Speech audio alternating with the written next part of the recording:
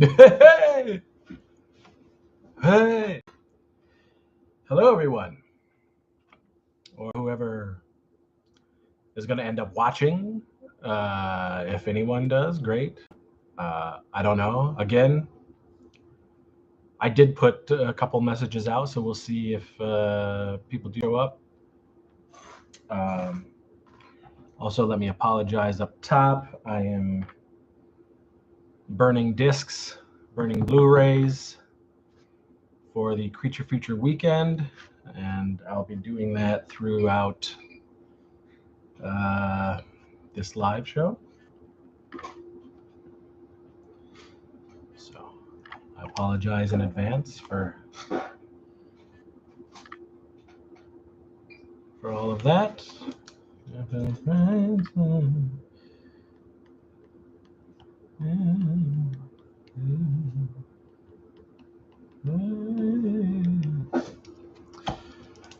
All right, so I don't know if anyone's going to come on, but we'll play it by ear, just like last week. Not much has changed. I am, like I said, now I'm sort of getting ready to promote at Creature Feature Weekend, August 26th through the 28th in Gettysburg, Pennsylvania. It's a horror convention and film fest, and Zach Oliveris, who is a filmmaker, he shot a documentary about me the last 3 years, and it's been playing in film festivals, and it is now one of the screenings is at it was accepted at the Creature Feature Weekend. So it's playing there next week, and we also have a table, and I'll be sharing the table with Zach to promote his documentary and to sell all the, not every LVP Warlock movie, but a bunch of stuff, including some of the newer Blu-rays. So that's what's going on. It also was just accepted into the Atlanta Underground Film Festival and the Australia Underground Film Festival. And they're playing September, October. Hello, Master of the 80s. Hello. Once again, I know it's late where you are, but I do appreciate you popping in. If anyone pops on, if anyone wants to talk, chat, what have you, talk about 80s comedy, horror, toys, Blu-ray collecting, Blu-rays, movies, whatever, comics, any of that stuff, I am open to talk about it. I may seem a little tired today, this week. I did not get a lot of sleep last night.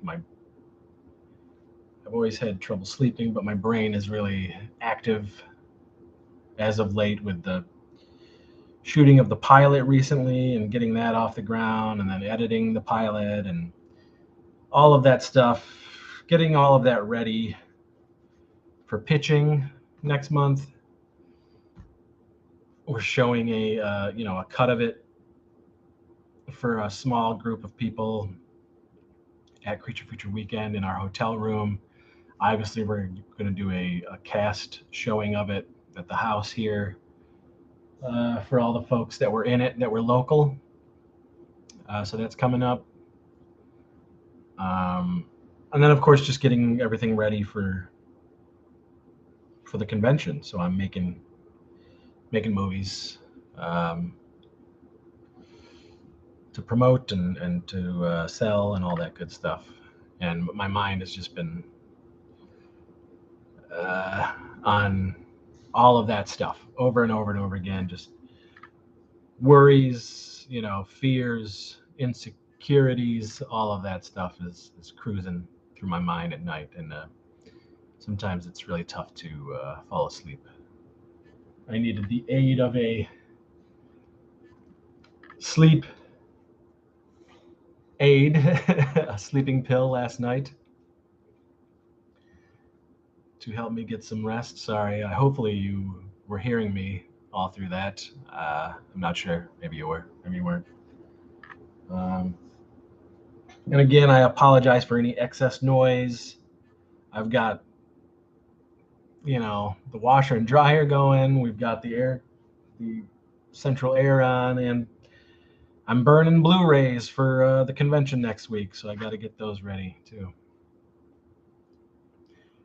Here you go, Cleva. Much love, Chris. The Wellsville Nights intro is great. Can't wait to see the rest. Thank you. Thank you. Yes, I did post the opening of the TV show for Wellsville Nights up on our Instagram page, which is It Crept from the 80s.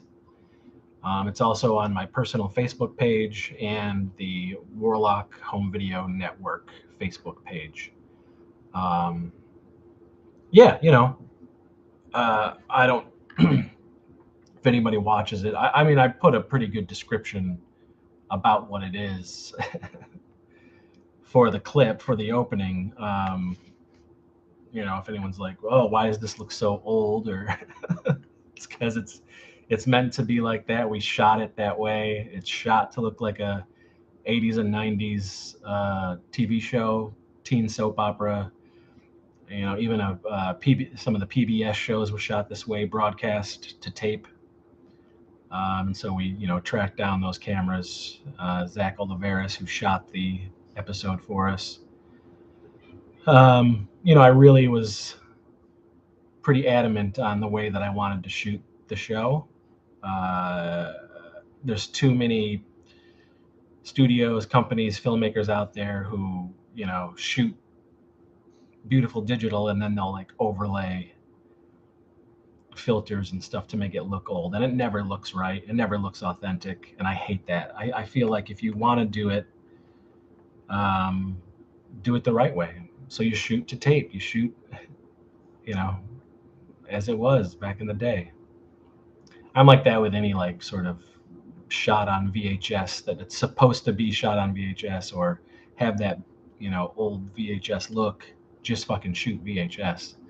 It's not hard to get a hold of, but take the risks,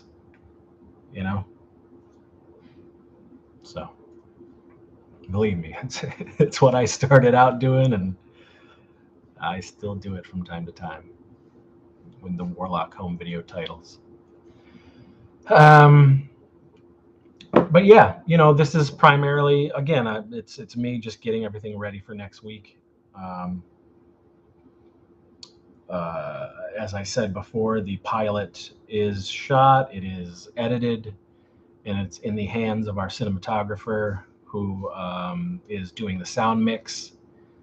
And not only is he doing the sound mix, but he's also sort of getting shit ready for, this is his, at the film festival, he's having an in-theater premiere of the doc that he made about me. So I know he's sweating, getting that shit ready as well. In addition to, me sort of saying, Zach, now that sound mix better be ready because I want to show cast members in our hotel room at Creature Feature Weekend,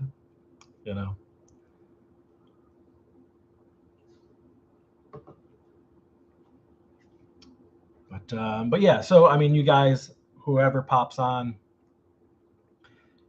you want to talk about any of the shit that interests me or any of the shit that you have questions about, I am all ears. I'll answer whatever you want. And we'll see if we can get a solid live show going again, like we did last week. Who knows? We did 3 hours last week. If it turns out that we'll do another 3 hours, great. If not, if it's not as, questions packed or not enough people here, then we probably won't. But you know, that's what's happening right now.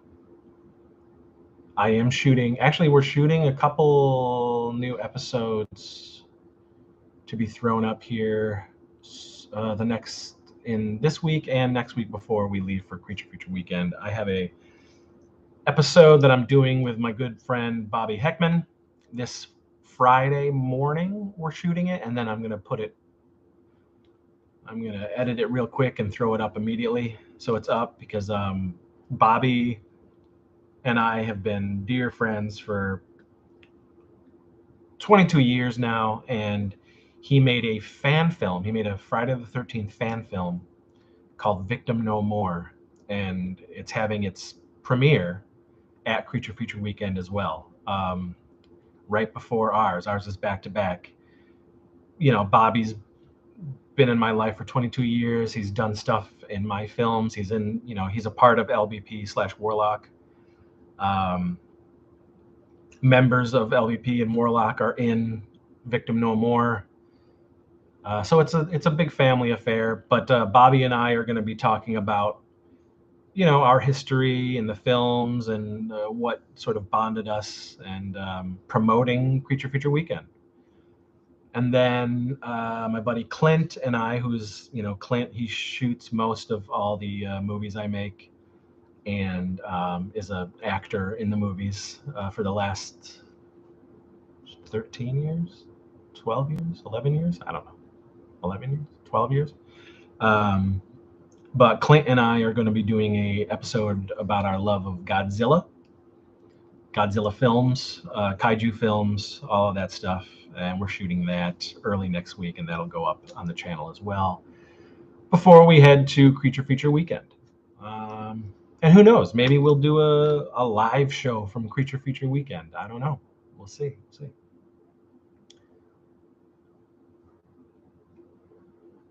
Igor, last week's was awesome. Once I leave the store, I'll bug you with some questions. Hey, sure. Ask away. I'm all about that.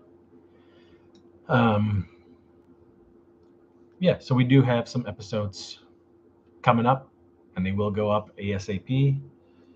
So we get some more content. I see that the channel is almost at 2,000 subscribers, which is awesome. Thank you so much to all the new people. Hopefully you found stuff on the channel that you're enjoying. Again, it's really just a soup of everything that I love in pop culture since I was a kid in the 80s. Now 45, I have accumulated a love for all this garbage. Too many horror movies. Hambone. Thanks for joining us, Hambone. I'm going to bring down this drink, Hambone. October Nightmare. Have you ever had a supernatural, unexplainable experience in your life? Also, plan on watching The Sandman. Already watched The Sandman. As soon as it came on, we binged it. Loved it. I thought it was fantastic. Great question. October Nightmare. Good to see you here. I have had some weird shit for sure go down. Yes, I am 45. I was born in 1977. My birthday was just a little bit ago, July 28th, and I turned 45.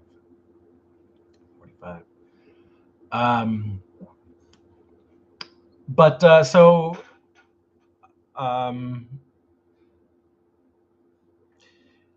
I've had some weird, like, I don't necessarily think they're supernatural, definitely unexplained, and I these stories I push more towards like UFO and alien type stuff. And I haven't necessarily seen a UFO, but now, first and foremost, let me just say this. I 100% believe in other life in this universe, in the billions of galaxies and universi and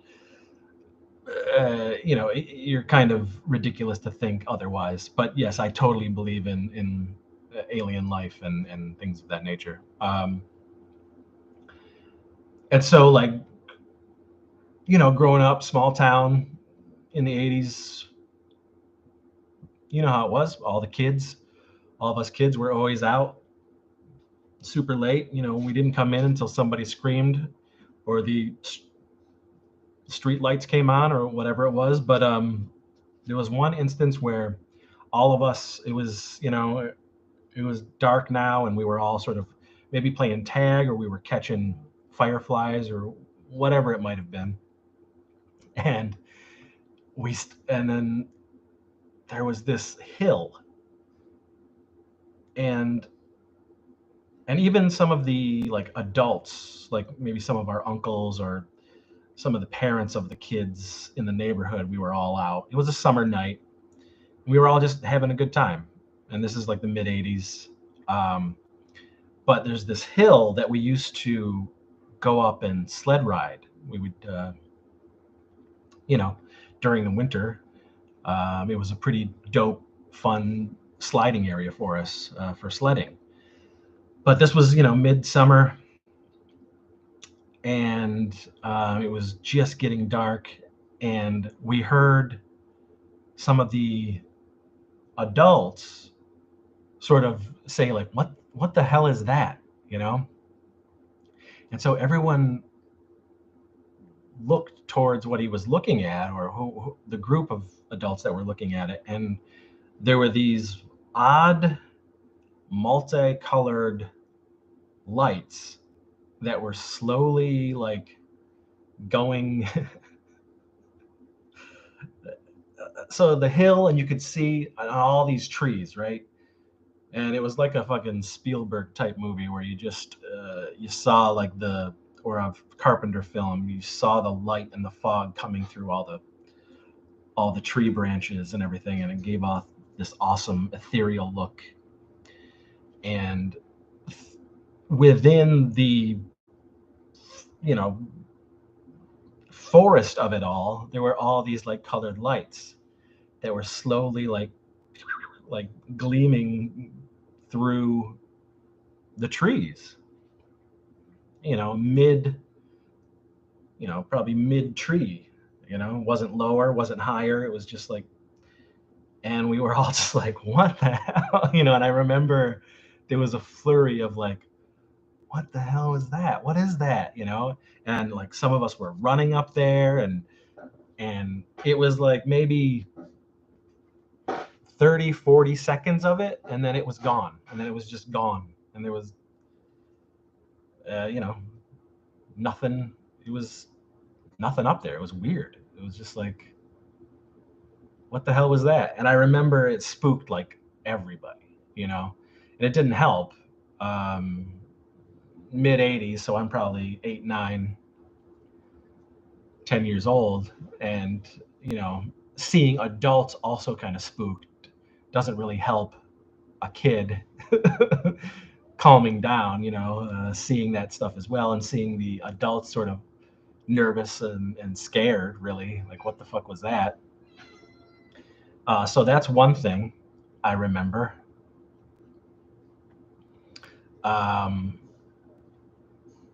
Another thing that I've told so many times, and it still really, really creeps me out to this day, and I can see, like, the image is just burnt into my memory. This was probably later. I was 13 or 14, so early 90s. 91, I was 14. That's when I started Low Budget Pictures. So maybe 12, 13, 89, 90, something like that. I'm in my backyard, and we put up a tent, like me and some friends. And again, this is the summer. And we were like, hey, let's just sleep outside and tell like ghost stories or whatever we were doing. And so sometime in the middle of the night, maybe like 2 o'clock in the morning or something, I get out to go pee, to go just go pee in the woods or something. And so I get out of the tent and I look across our yard, and in the bush across our yard, there was like a series of bushes, and then it led up into the woods. And a tiny little creek between like the end of our yard and then the bushes and then going into the woods. And I've never really been able to describe it other than I saw at the time,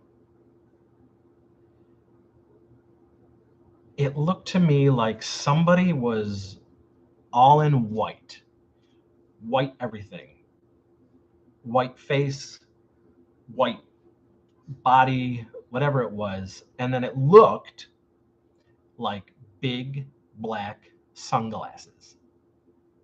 And that was it. That was the only color on this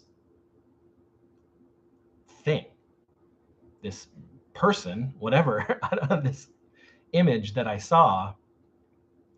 And it was just white and big black sunglasses. And I shivered with like fear. And I bolted back in the tent and I said, "We got to get inside now." And they're like, "Why? And I was like, "There is something over there watching us." And so they popped their head out. They saw it. It was me and like two other friends. And we didn't scream. We just frantically grabbed pillows or whatever, and we just ran into the house.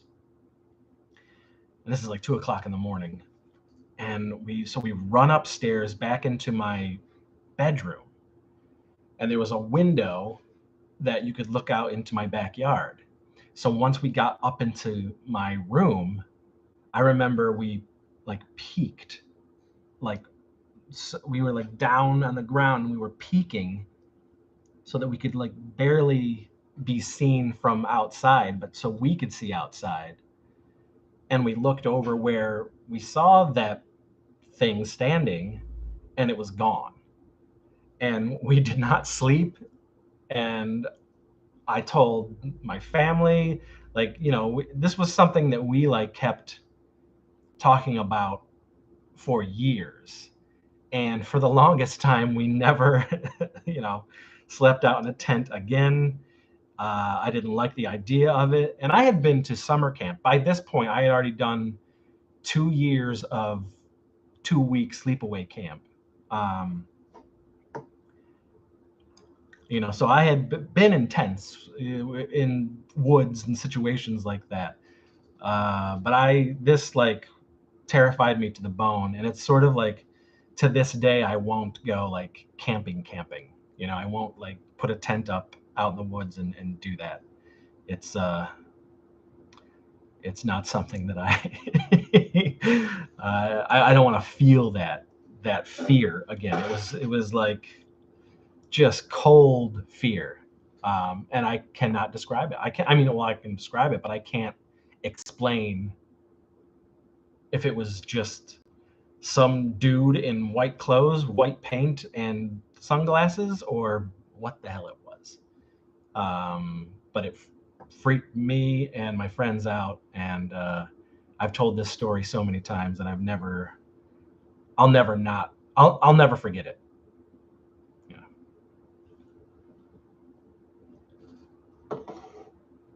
That is an awesome story. Thanks for sharing. I have some too.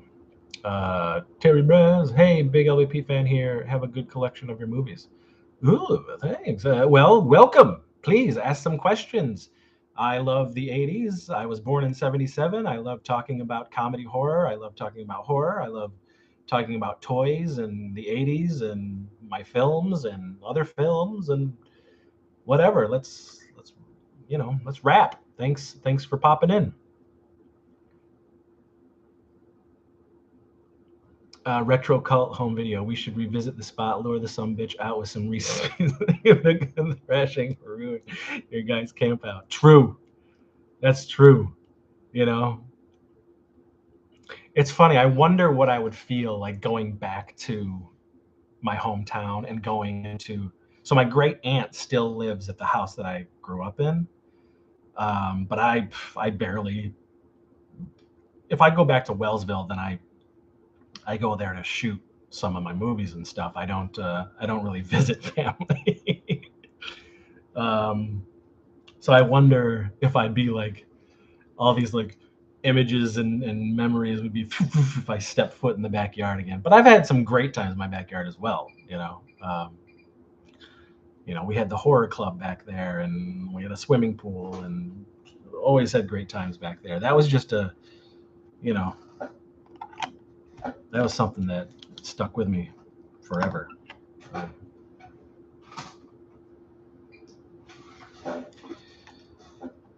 Sorry, I am making Blu-rays for next week's convention while I'm going live with all of you. But I appreciate everyone being here, and please ask questions. Go ahead. October Nightmare, very creeper. What a memory. The mothership was there for you. Now. So one of the things I've always said, like, two things that I'm absolutely deadly afraid of. One is dying. I don't want to die. I love living. I love life. It's something that I'm not looking forward to. I think it's a cruel joke that we live for in just a small bit of time and then we're gone. And alien abduction. So like I said, I believe in aliens. I believe in life on other planets, other worlds, other galaxies. I mean, it's vast. We truly have no idea how vast this whole thing is. I mean, we're a bunch of nobodies on a floating space rock. I mean, we're, the hubris that we have thinking that we know this and we know that when we really don't know anything. But the idea of, so I love, when I say I'm afraid of aliens, what I mean is I always say, like, I would love to look up, see ships coming and just destroying the fuck out of this place. I would be in such awe. I'd be like, fuck yeah, like, we deserve it. Take us out, supreme beings. But on the flip side, I would also still be in awe if they just were there and I saw them and they came down, and I'd be like, this is fucking amazing. What scares me about the possibility of alien life is all of the talk about being abducted and things like that. Waking up in the middle of the night with beings around you and you not being able to do anything. The thought of helplessness and all of that stuff. That is terrifying to me. And I've always said that, like, I would be dead. I would have a heart attack. Like, I would just be like, like, but if you're just like coming down, the awe and fright of just like coming down and being like, we are here. Greetings, Mr. Burns. Greetings. That stuff, and that would be fascinating and frighteningly exciting and just fill me with so much joy. But the idea of, waking up and a bunch of fucking bald-headed creatures from another planet, or they want to like test you and do things and you can't do anything about it. That's like a frightening thought. But boy, do I love aliens and all of that stuff. Terry Brass, my favorite Scrotal Vengeance. Woo! Come on.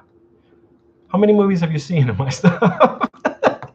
And your favorite is Scrotal Vengeance. Speaking of Scrotal Vengeance, you can get that on the Low Budget Pictures Classic Volume 3 Blu-ray, which is a double feature of the brand new restored and recut version of the Karaoke Kid from 2006 and a restored version of Scroll Vengeance with a ton of new extras for both features.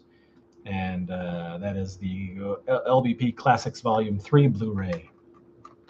But, hey, I'm glad people seem to like Scrotal Vengeance from 2001. My God. Mosley, hello, Mosley.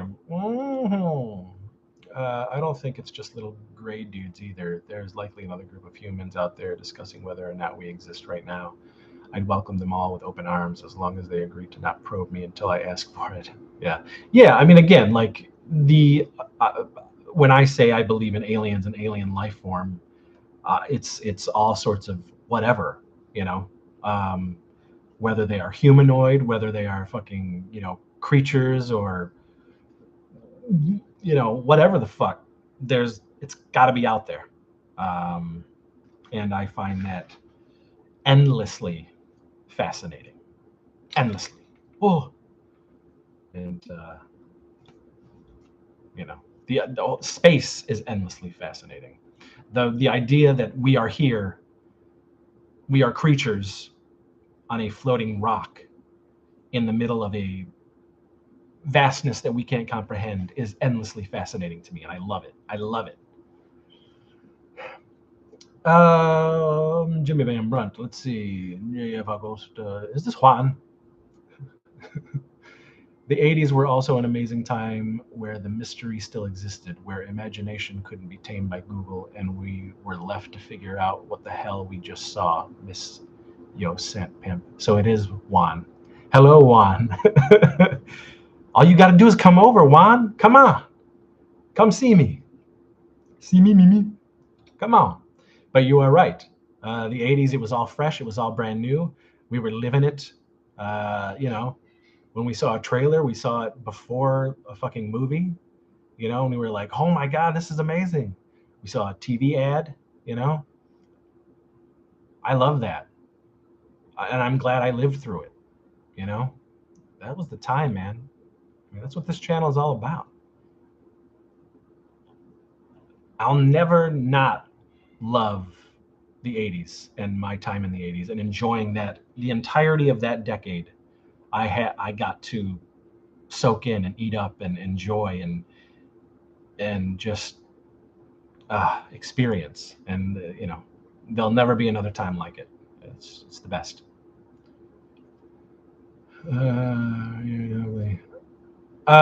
Terry Brass, are you married to Pugly? No, I have not. That was a long time ago. I have been married now. I've been with my new wife for almost 10 years now.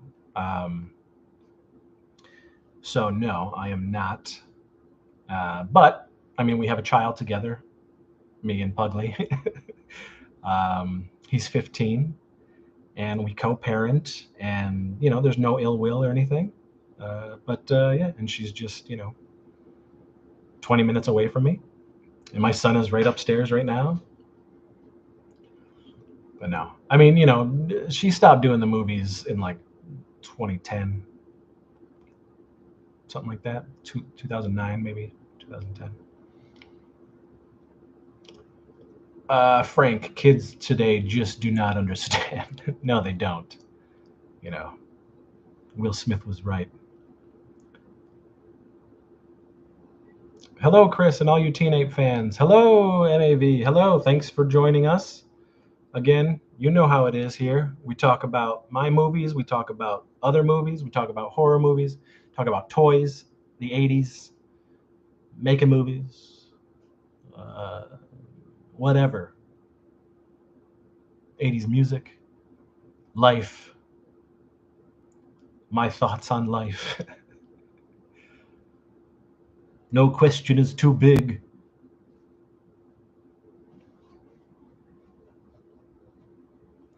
Frank, favorite action figure of the year so far? Of this year? What has been my favorite action figure this year?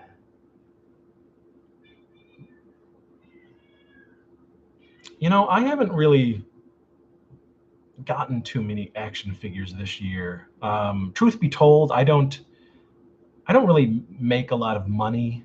My wife is the money maker in this household, and she's the one who gets a lot of stuff. I don't really get things unless it's like Christmas or birthday, and I have like a vast list, and then people just get me the things that I want. Um, it's very rare that I do get myself some stuff. Um, Favorite action figure this year? I don't know. What did we get? Did we get anything? I got a couple of Batman figures that were really dope over there. That 18-inch Michael Keaton Batman is great, from NECA. I was gifted the Frankenberry and Count Chocula action figures. I'm a huge Monsters fan, Monster cereal fan, Monsters fan. Um, so I got those. There's a lot that I think are awesome. I guess, the last 2 years I've really been on the Masters of the Universe Origins kick. So I've been getting those. I love what Mattel is doing with those. So I've been really enjoying getting those. Uh, bu- bu- bu- bu- Soon, good sir, we'll talk. And yeah, man, I grew up in Southwest Puerto Rico, a hell of a place for shady federal activity, weird sightings, hell, and grew up under the eye of the DAA blimp. Stories, Mr. Juan, stories that we can sit and talk. But yes, please come over. You are always welcome. You know that. Frank, yes, too many horror movies. Have you seen Things? 1980. I have seen Things, of course, yes. Terry Brass, the AEW action figures are pretty sick. I don't follow. So my wrestling background is, growing up in the 80s, of course, I knew WWF and I knew Glow, and I wasn't like a hardcore watcher of those, but I did like them and I had my favorite wrestlers. And I had a small collection of the LJN uh, superstars of wrestling, the big rubber figures, and I had like six of them. Roddy Piper has always been my favorite wrestler of all time, but I like Hulk. I like the Junkyard Dog. I like the Ultimate Warrior in the late '80s, early '90s. Um, and I guess today I do off and on I do keep up with AEW, and my favorite has always been Orange Cassidy. Um, I like Danhausen. I like the Best Friends. Anytime that you can add the comedy and the theatrics, the over-the-top theatrics to wrestling, that's the stuff that I'm going to gravitate towards more so. Um, but I do have an Orange Cassidy figure. Yes, I do have that Orange Cassidy figure. October Nightmare. What is the worst experience you have had when meeting a fan? So okay, so generally, and let me say this, like I've had more shitty experiences with quote unquote fans online than I have in person. For the most part, again, let me say I've been going to horror conventions since 1993, and we started doing the LBP thing at conventions in '96. Um, and really started to develop fans around '98, '99, around there. I will say that the majority of in-person fan encounters have been incredible, just incredible, thoughtful and awesome and fun. And a lot of those fans ended up being members of LVP/Warlock. Um, so throughout Jesus, it's the 31st year that I've been doing this stuff. Great encounters. I've had some, you know, you kind of wonder their their fandom online with some of the shit that I've been sent email wise. personal messages, things like that. You're just like, are you really a fan of my stuff? You say this and then you counter it with this. There's a lot of despicable turds out there too, but it's like, whatever. What do you do? I'm me and they're them, and that's just how it's going to be. There was one dude, and I'll try to do this fast because I see that questions keep coming in. But thank you guys. Thank you for sticking around. Thank you for talking. This is great. There was one dude in probably around 2001, 2, 3, 4, around those 4 years. There was this fan. I'm not going to say his name. Well, I mean, it doesn't matter. I mean, I'm sure he is not a fan now, and this was a long time ago. But he was a very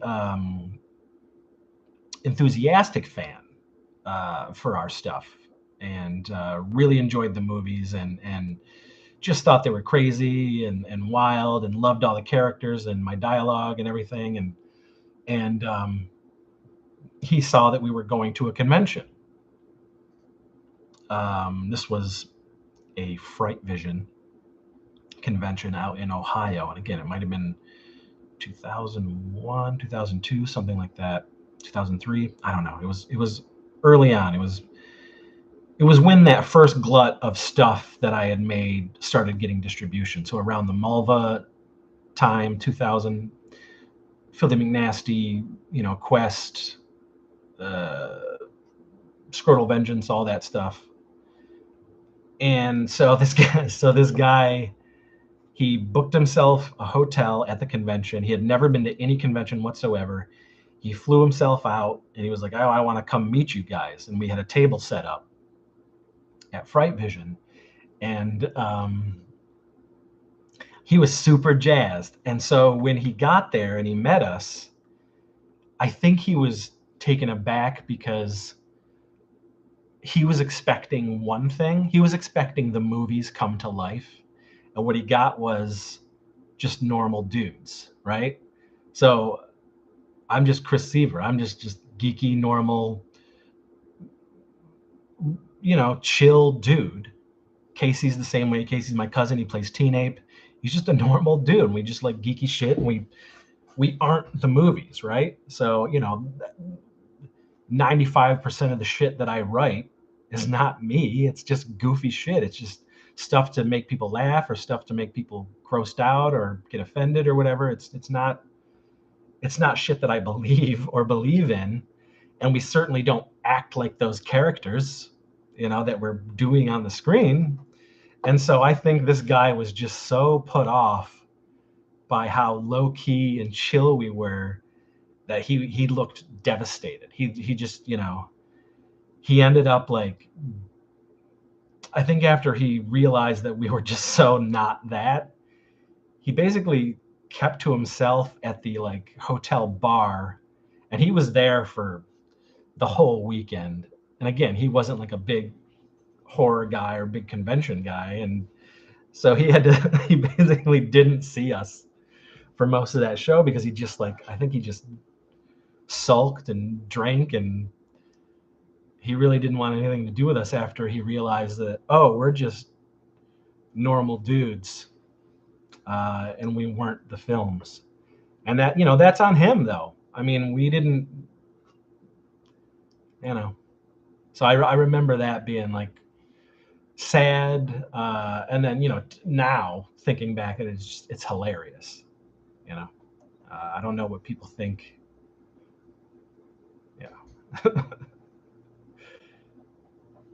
And then we had this one dude that we called Rape Man, and he's legendary within the LBP Warlock family. He would go to all the conventions. He was this guy, and he would go around all the vendors, and he'd ask if any vendors who were selling movies or anything, and he'd ask if you have any movies with rape, shit like that. And and he loved Teen Ape because he loved the way Teen Ape treated women in the movies, which is of course a giant stereotype. That's the reason why we did it, was to poke fun at dudes like that. And in effect, Casey was kind of like that in real life. But so so of course, like we would play it up and be like, oh my god, every movie we have is filled with rape. And so he would buy everything off the table, and then year after year at every convention, he'd just keep coming back. Must have watched the movie and know that there was none of that in the films, but he would always ask the same thing, and we would see him do it around other tables. And actually, he was doing this for years, and we hadn't seen him. He was only legend. And then last year, we were set up at a convention, and he was there, and he was back, and it was like, oh my god, like this is such a trip because it's been so long since we saw him. But yeah, that guy, Rape Man, legendary.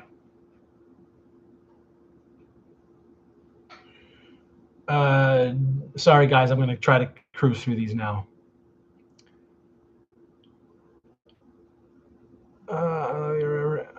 Man, I love releasing Foot Brute in stores this year. Terry Brass, they are, yes, I do have Fruit Brute in the closet over here in my pantry. I do have the Fruit Brute. I love the irreverent nature of your films. Has there been characters or scenes that you look back on and think, wow, that was extreme?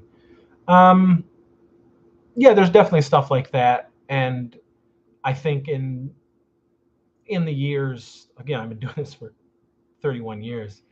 In the years, you just get tired of it. And there was a reason why we were doing it so much for so long. Um, and it was on the sort of the allure of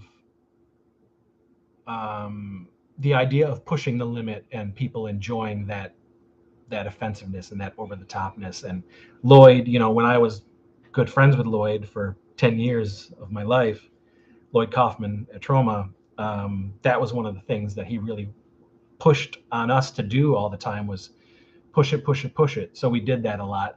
I don't think I mean, there's things that were like, and we definitely wouldn't do that today, but we did it, and it's out there, and whatever. It's just what it is. Um, there's sometimes where I was writing the scripts, and I would say to myself as I was writing, Chris, I can't believe you're doing this, or if I'd give the script to somebody and they would write back, are we really going to do this? That type of thing. And I'm just like, yeah, man, let's do it. Too many horror movies. I haven't seen all your movies. Bloodfart Lake is for sure the best I've seen. Have you seen Sex Squatch? Have you seen Phantom of the Grindhouse? Have you seen PIA? Have you seen The Weirdsies?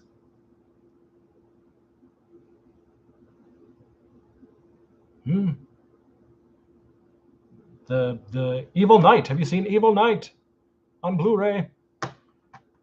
Do you have any plans for future convention appearances? John Gould. John, we are going to be at the Creature Feature Weekend next weekend, August 26th through 28th in Gettysburg, Pennsylvania. We will have a table, and I'll be selling a bunch of Blu-rays, but we'll also be promoting the filmmaker Zach Oliveris, who came to me in 2019 and wanted to make a documentary about me in low budget pictures, and he did. He spent 3 years of his life, and it's now in film festivals, and it is playing at this convention and film festival, Creature Feature Weekend, and it's called Zero Budget Heroes: The Legend of Chris Seaver and Low Budget Pictures, and that is happening next weekend. Too many horror movies. Yeah, I'd expect you to be a lot weirder in real life. I mean, I'm weird, but I'm just very chill. Too many horror movies. Do yourself a favor and get on more of those movies. Deathbone for sure. Deathbone, yes. Yes. I also like Teen Ape Goes to Camp a lot. Me too. And out of the 60 plus movies that I've made, I don't like a lot, but Teen Ape Goes to Camp I do like, which is celebrating its 15th anniversary this year. My goodness. October Nightmare, that is totally on him. You would all be dead if you were like in the films. Yes, true. And it totally was on him. Like he expected one thing, and that's just not what it is. Too many horror movies. Are you telling me Sasquatch isn't inspired by real events? No, it's not. It is not. Unfortunately. October Nightmare. Yikes. I wonder how many bodies are in his basement. Who knows? I get it. Maverick. Lloyd is a legendary. Yes, he's a legendary Maverick. Z Oliveris. Creature feature. That's right. Zach. Zach is in the chat right now. Zach Oliveris. He is a filmmaker. He shot a documentary about me, which is playing at Creature Feature next week, called Zero Budget Heroes, The Legend of Chris Seaver and Low Budget Pictures. He also recently just shot my pilot episode, Wellsville Nights. But he's in there right now. October Nightmare. Phantom is great. I got to run. Have a great evening, Chris. Thank you, for October Nightmare, for coming by and tasting my flavors. I haven't heard from you in a while. Much appreciated. Sorry, guys. I'm making Blu-rays for the convention next week.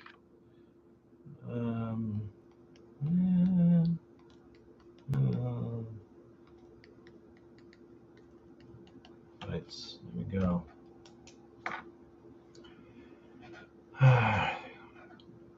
Too many horror movies. I've actually never seen Sasquatch, but the trailer is great. Get on that, man. Get on that. You know, you can find it from me. You can find Evil Night on Blu-ray from me. You can find my films Happy Holidays and The Dingleberries from me.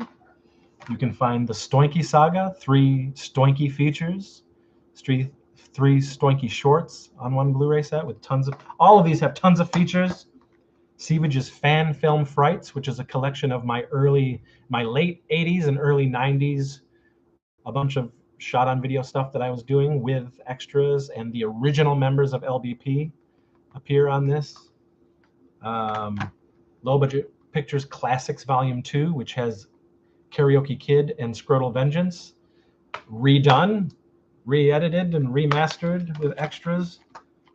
Death O' Lantern, the remake, which you can also get Death O' Lantern 1 and 2 on Blu-ray from me, but Death O' Lantern the remake. This is probably the best looking movie we've done. Not the best film we've done, that's the Weirdsies. But the best looking movie we've done. LBP Classics Volume 2, Blood Trim and Bloody Giblets, both remastered with tons of special features.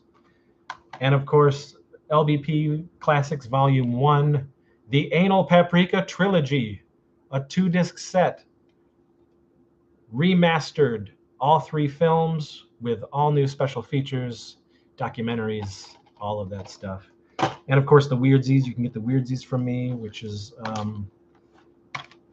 movie that we all love very, very much that we made. And of course, the 2 Sasquatch films.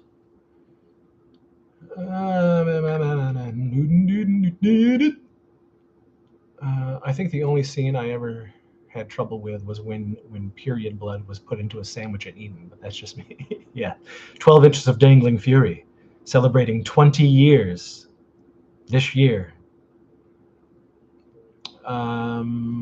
Which is also re-edited and put on the Evil Night Blu-ray as a special feature. I think the only thing okay. Yeah, stay tuned. Mosley, any plans to release the doc physically after the festival run? Because I'm gonna need that for sure. Zach Oliveris answered that question. Zach, I mean, it's Zach's movie. He's doing the festival route. I know he wants to find distribution, see how many festivals it can play in, gain a buzz that way. But I'm sure Zach has a physical media plan for it at some point. John Gould, have you seen the lineup for Scarefest this October? I have. I would love to go back to Kentucky. I did a couple shows there for the Fright Night Film Fest, and in 2012 they screened Sasquatch there for the premiere. But yeah, I would like to go. It's just it's a matter of paying for that table and the hotel and all of that good stuff. Sure, I would love to go back to that area. It was fun. We did well, and we had a lot of great fans out that way. Igor, will the LVP doc get a physical release? We just answered that. At some point, I'm sure it will. Zach Oliveris can answer that. But yeah, right now he's doing the festival thing, seeing how many festivals pick it to show in their lineup, and I hope he finds distribution for it, so he doesn't have to put it out himself. It would be great if a wider company, some sort of studio, picked it up, regardless of my being the subject of his documentary. It's a great doc. If you love, filmmaking docs, horror kid docs, it's an awesome doc.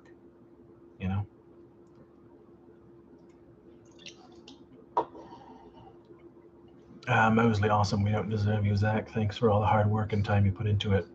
He put 3 years of his life into this thing, and he's helped put these Blu-rays together.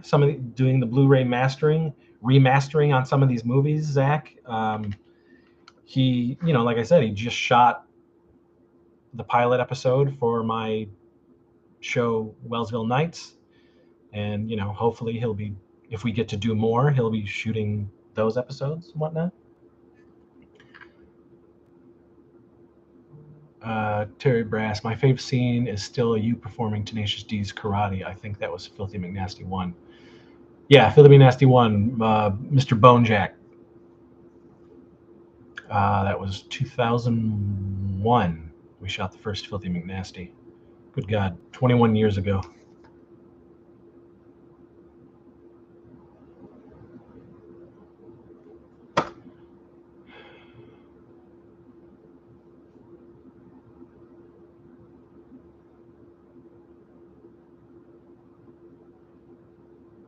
Rest in peace, Teenage and Bonejack. They were of a time, for sure. They had their day in the sun.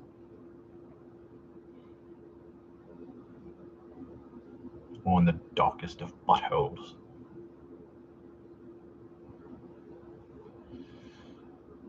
Ignore my question.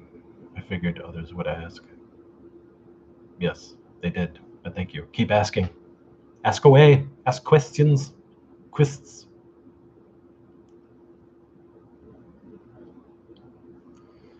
Marisley, they still live on in our hearts and probably our loins. Yeah, I mean, both of those characters were created before they were both created before 2000, which is when we got, actual real national distribution. And they were certainly integral to the films that we were making back then, and the, reason a fan base started to boil, and a buzz started to happen. But by 2007, I was thoroughly done with them. I was like, all right, enough. I should not have brought Teenate back for Sexquatch 2. That was a huge disappointment, huge mistake. The whole movie was a big mistake, and what a mess that was. Terry Brass, how did you get your movies on the original DVD format Netflix? That's how I discovered you. Again, that's through the distribution companies that had the rights to my movies. There's, I don't know, I've made 60 plus features and shorts, and I would say 30 to 38 of those movies are not owned by me anymore, because I sold the rights, or they were, the deals that we made when we were making them were they would give us the money to make them, and in turn they would own the rights. So, I I never see anything from streaming, anything from the sales of DVDs or Blu-rays from any of those companies. Um, and that's just the nature of the beast at that time.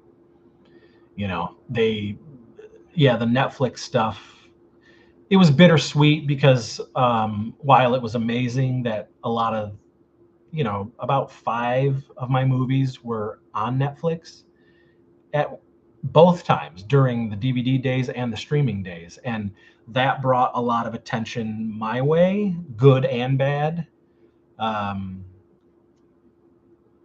so, but again, I have no say in any of that stuff. That,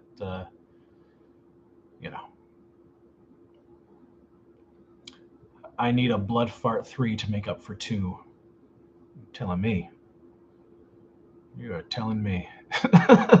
No, I mean, Blood Fart 3, that stuff is never going to happen. Again, and I tried to buy the rights back for Blood Fart, at least Blood Fart 1. I tried to buy the rights back for Blood Fart 1, for Ski Wolf, for Deathbone, I Spit Chew on Your Grave, and they won't do it. So, and they do nothing with those titles. It's infuriating.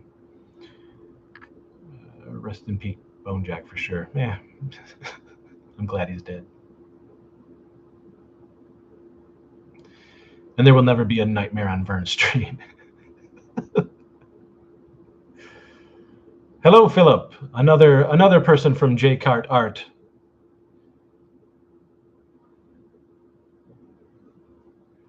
Frank, do you have a dream project you'd like to work on? Well, right now I'm working on, Wellsville Nights, which is my homage and parody of 80s and 90s teen soap operas shot on tape, like the sitcoms and like most shows were back then. Um, and we did it as well. We shot, broadcast quality to tape. Um, it's called Wellsville Nights, and it's a set in that time period. It's a half-hour show that is a teen drama that takes place about these kids in Wellsville, New York, going to school and dealing with the supernatural after school. But played very serious and angsty, just like those shows like Degrassi Junior High and 15 and Swan's Crossing and bullshit like that. And but filtered through my brain. So the dialogue is ridiculous, but played straight. The themes of each episode ridiculous. And then you throw in the cheese of Dark Shadows, the original Dark Shadows as well, and the hokiness of that into a broadcast to tape television show. And that's what we're doing now. I came up with the idea in 2016, and then the last 2 years we really, really started developing it. Just shot the pilot. I edited the pilot. Zach is working on the sound mix to be ready for next week. And then we're just going to start pitching. We already wrote the first season, and we have the first 4 seasons sort of planned out, what's going to happen in each season, the characters and everything. But the first season is written. But we're going to start pitching next month, pitching to streaming services, and see if we can get a producer involved, get somebody to bite and give us the money to make the rest of the episodes of season 1. Each season is 8 episodes each. So that is a dream project. I have 2 other dream projects that I'd really love to do, and that have been marinating for years. And they're movies, comedy horror. One is definitely pushing R-rated and over R-rated and unrated, and one is like a kids, like early teens comedy horror film, in the vein of like Monster Squad and Ernest Scared Stupid and things like that.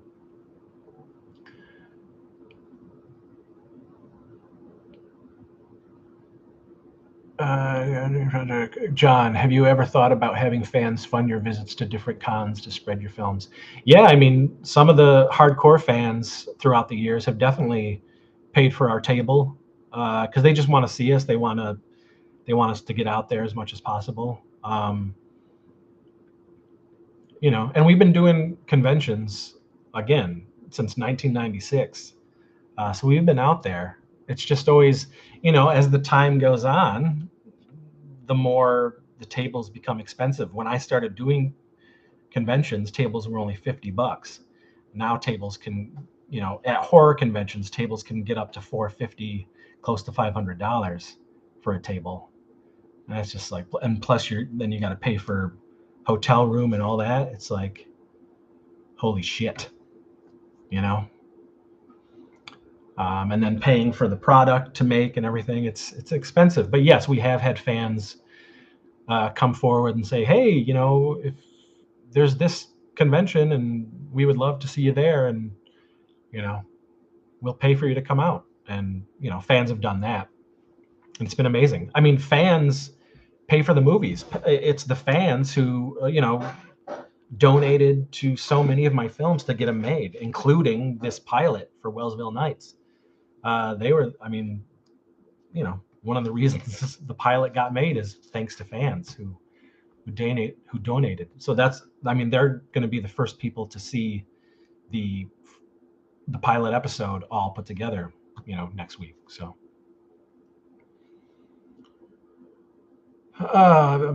Sorry guys, I'm cruising through this. And yes, Geek War I love as well. Geek War, by the way, we shot in 2010. Geek War is now, again, I don't know how this stuff ever gets on streaming and everything, but it is now streaming on Tubi. Geek War, it's like I said, we shot it in 2010, and it's another movie that I love from all the stuff that I've done. Too many horror movies. Oh, so you couldn't make BF3 even if you wanted to? No, I couldn't. I mean, I could make a movie called like Jimmy Van Brunt or The Legend of Jimmy Van Brunt and have all the characters, because these studios and companies don't own any of my writing or characters or anything like that. They just own the rights to that particular movie. So I couldn't make a Blood Fart Lake Part 3, but I could make, The Legend of Jimmy Van Brunt or something like that, and it could still be like an unofficial Part 3 if I wanted to. Igor, any plans to work with Jesse Ames again? The world needs some Marge. No, Jesse and I are not friends. We haven't been friends since 2013.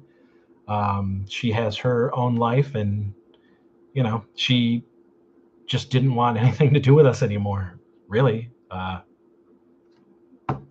So that's that. Mosley, you break my heart, Chris. I'm not sure why. Sorry. Philip Holder, just subscribed. Thank you, Philip. There's a whole bunch of stuff on this channel that you can check out. I was born in 1977, so I love the 80s. I am obsessed with the 80s. I loved horror. I love comedy and fantasy and sci-fi and toys and collecting. And I've been making comedy horror films, low-budget comedy horror films for 31 years. And that's all the gibberish you're probably hearing everybody talk about. But there's so much content on the channel that you can check through and look through, and gives yourself a little bit of an idea of what this channel is all about. But thank you, Philip. Thank you. The OG Dark Shadows ruled. It does. It does. Nothing like a good comedy horror. 100% agree. Greg Pfeiffer, has Henry Lee Summer contacted you about using one of his songs in Wellsville Nights? No, it's a matter of me contacting him and asking, hey, can we use you in Wellsville Nights? But I certainly would love to. John, yeah, Tubi has over a dozen of your films. Again, like, who knows, It's always fans who say, hey, I was on Amazon Prime and I saw this, this, and this. And I'm like, that's great. None of these companies ever tell me when anything goes to streaming. Again, they don't have to. They don't owe me anything. The deal is done. It's already over, Igor, Greg, excellent question. Jim Ball, Geek War is definitely one of the best. Good to hear it is getting some streaming love. Just too bad you do not reap the benefits. Yeah, it sucks. It's certainly around the time when my stuff was on Netflix all over the place. That stings. because I know how much the particular companies were making off of my movies from Netflix. And boy, oh boy, do I wish I made money. Listen, truth be told, I don't make money making these movies. It's like,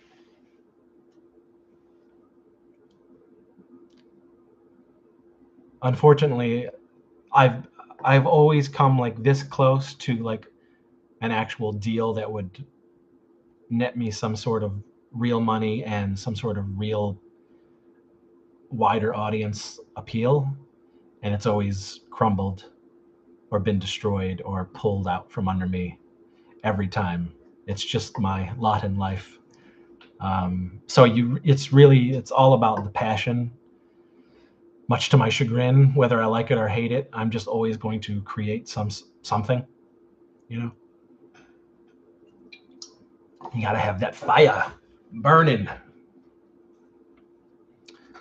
Um, but yes, I love Geek War, so it's out there on Tubi. Check it out.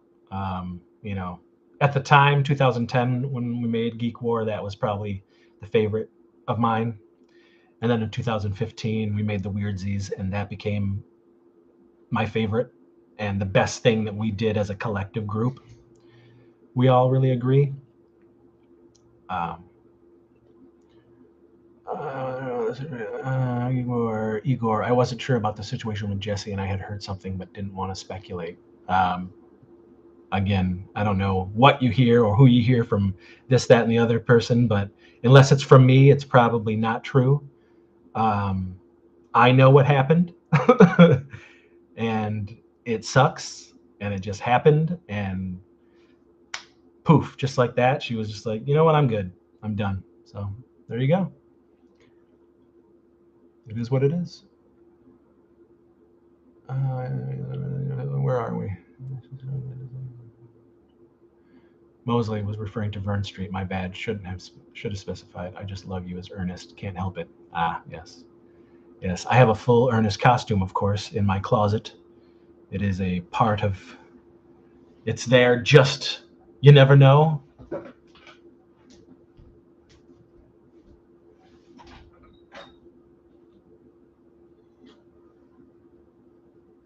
You never know when you need to be Ernest P. Worrell.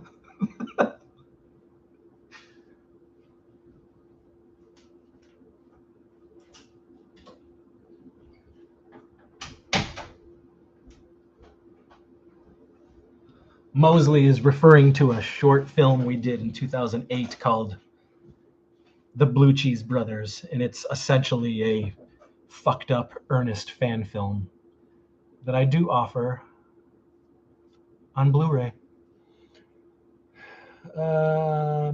Igor Henry Lee for the theme song. That would be hilarious.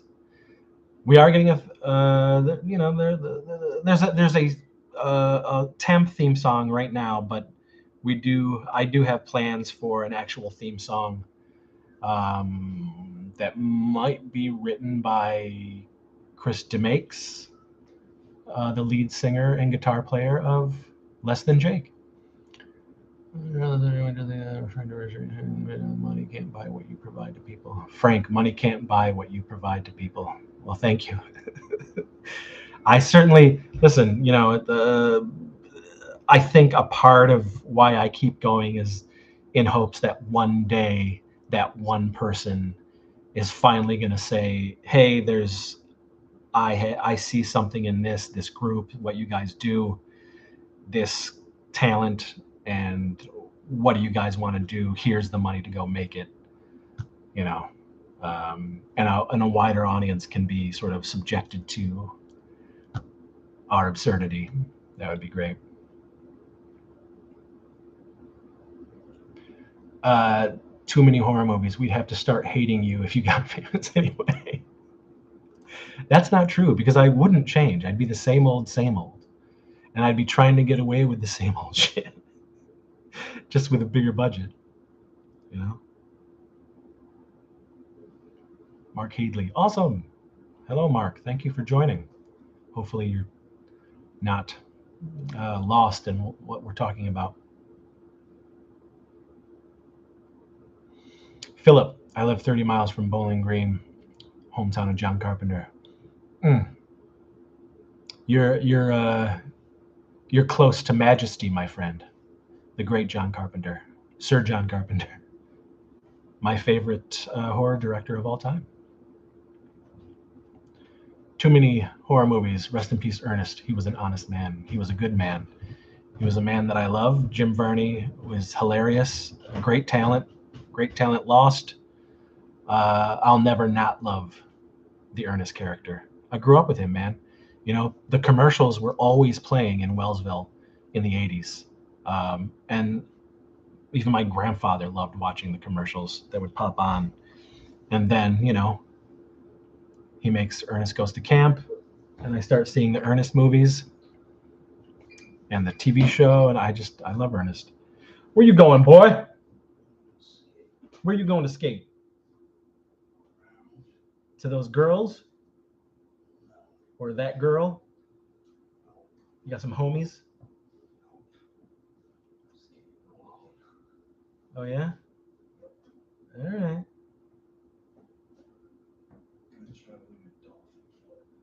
What is that? Do you guys know what a dolphin flip is?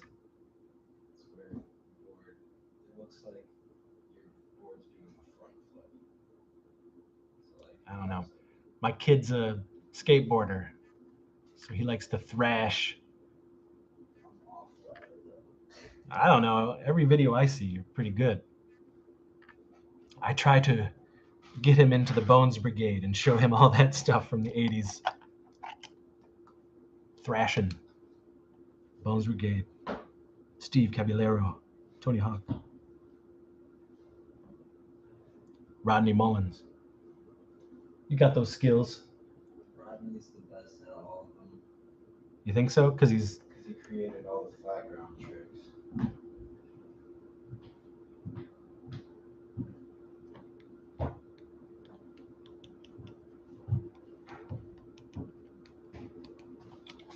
Well, be careful. If it starts to rain, get back in. It might. Sorry, guys. Let me get back to this here. Igor, yes, Blue Cheese Brothers rules. We definitely did a Nightmare on Bird Street. Never happening. Jim Ball, Ernest was amazing. Ernest Goes to Camp was my jam as a youngster. My favorite Ernest. So I saw Ernest Goes to Camp up until Ernest Rides Again in theaters. Ernest Rides Again destroyed the theatrical Ernest experience because it was so bad and it only made $1 million. It was terrible. And at the end of that movie, in the theater, they showed the trailer to Ernest Goes to School, which was going to be the next theatrical Ernest film, but because Rides Again tanked,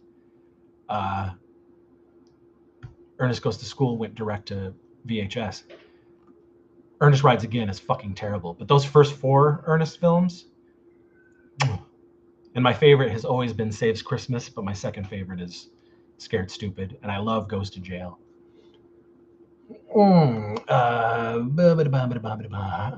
Chris, I would like to apologize for the use of irreverent. You clearly understood the word and its weight. I meant it to be more lighthearted. No problem. No problem, my friend. John, would you ever have people support you on Indiegogo for your film projects? We have, and I think so. What we're going to do if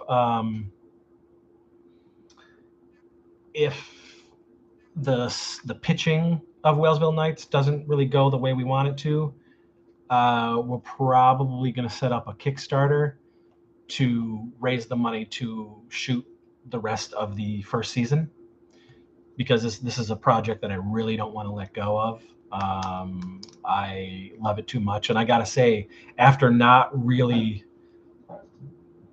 directing for a few years, getting back in and writing and directing Wellsville Nights was a blast. I loved it. I had so much fun. And it was that great feeling again, and that feeling of, this is why I do this shit, Mosley, Chris, famous is just Chris with money to make bigger movies and buy more action figures. Yeah. Buy more anything, really. Buy anything for myself, which I don't do a lot of.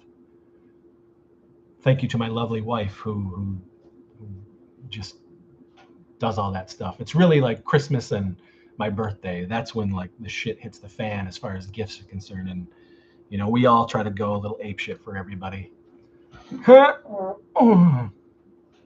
Philip, Carpenter's father taught history at WKU, where I went to university. Man, you're living it, man. You're living in that Carpenter dream.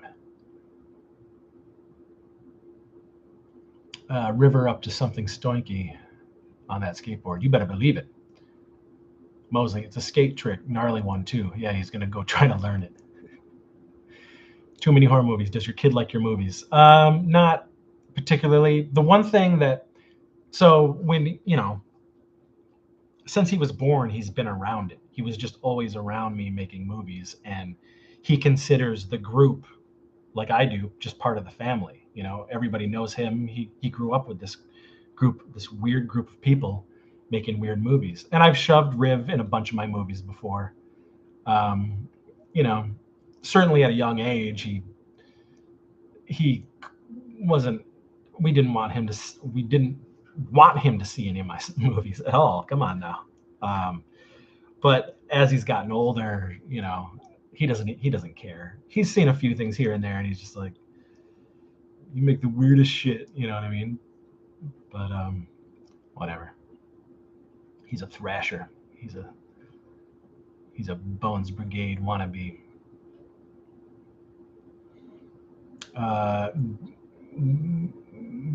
Gold Sniper. Hello. Welcome to the chat. Has he ever been shown gleaming the cube? No, but I've shown him thrashing, which is amazing. I've shown him all the Bones Brigade stuff, including Animal Chin. He loves Rodney Mullins.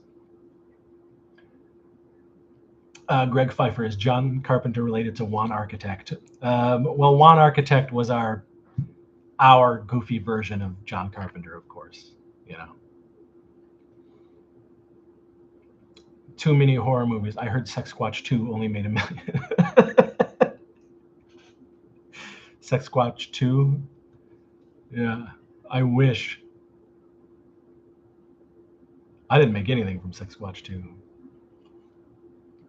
Did you get those 35mm trailers I sent you a long way back? Yep, I certainly did. I still have them. Philip, Jim Varney was quite the versatile actor. 100%, I agree. True talent.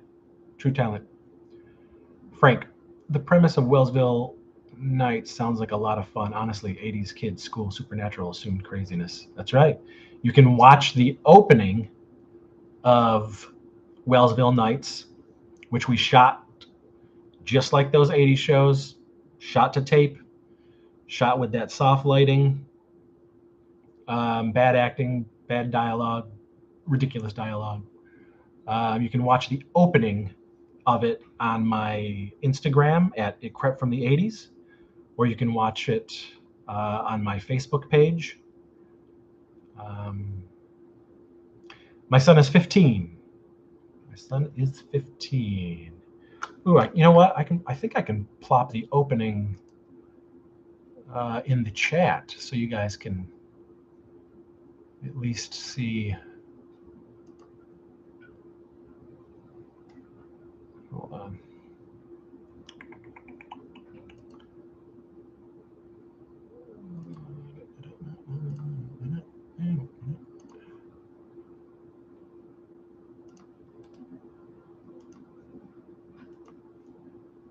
Okay. Here's the opening.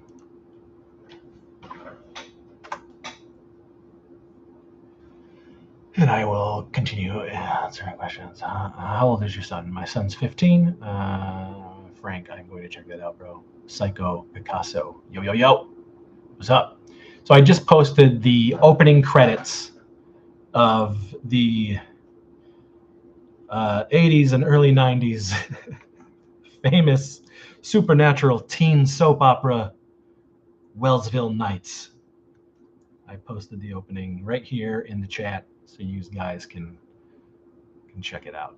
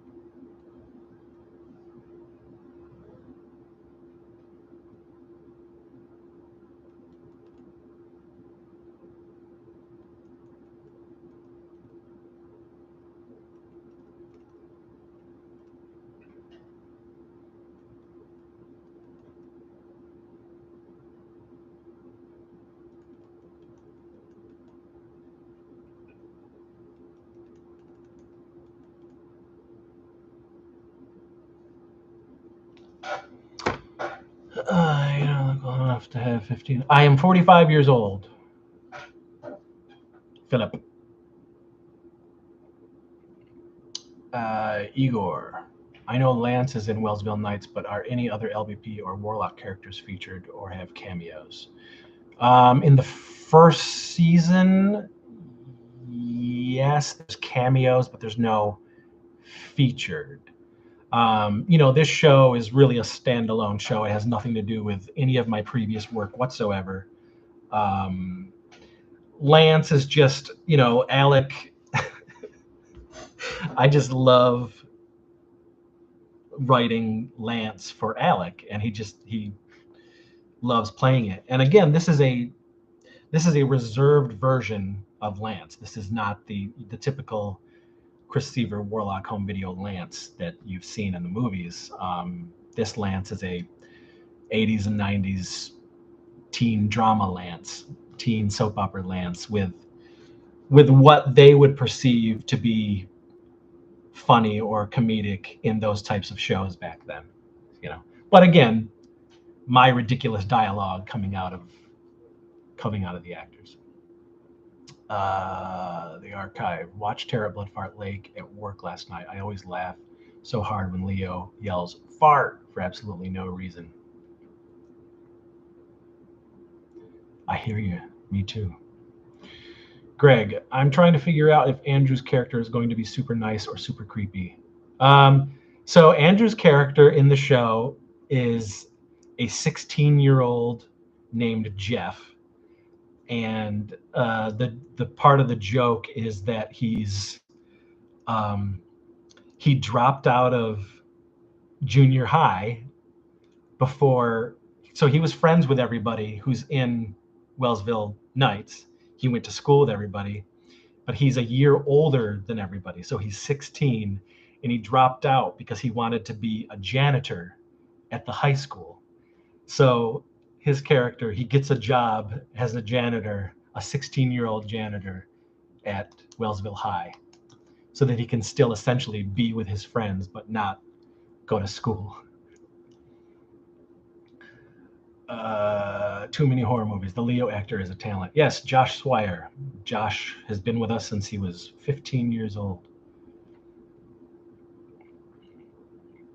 Igor, very PG Lance. I mean, there's still some stuff, the show is definitely not PG, but it's being played straight like those shows were.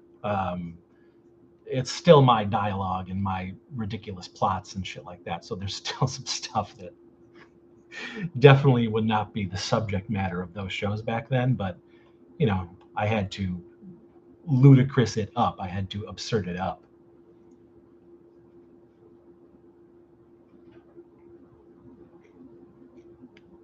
Jim Ball, nice. Love seeing so many of the longtime crew in there. And there's more. That's just the opening credits.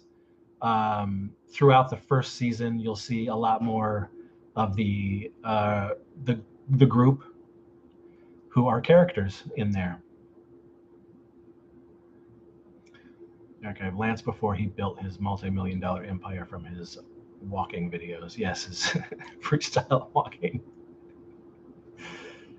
This is late 80s, early 90s Lance.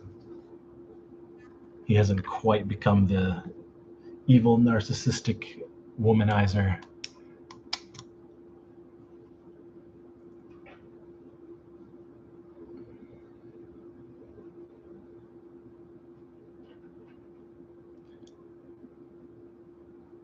And that's a nod to my film, The Weirdsies, where Lance has a freestyle walking video business.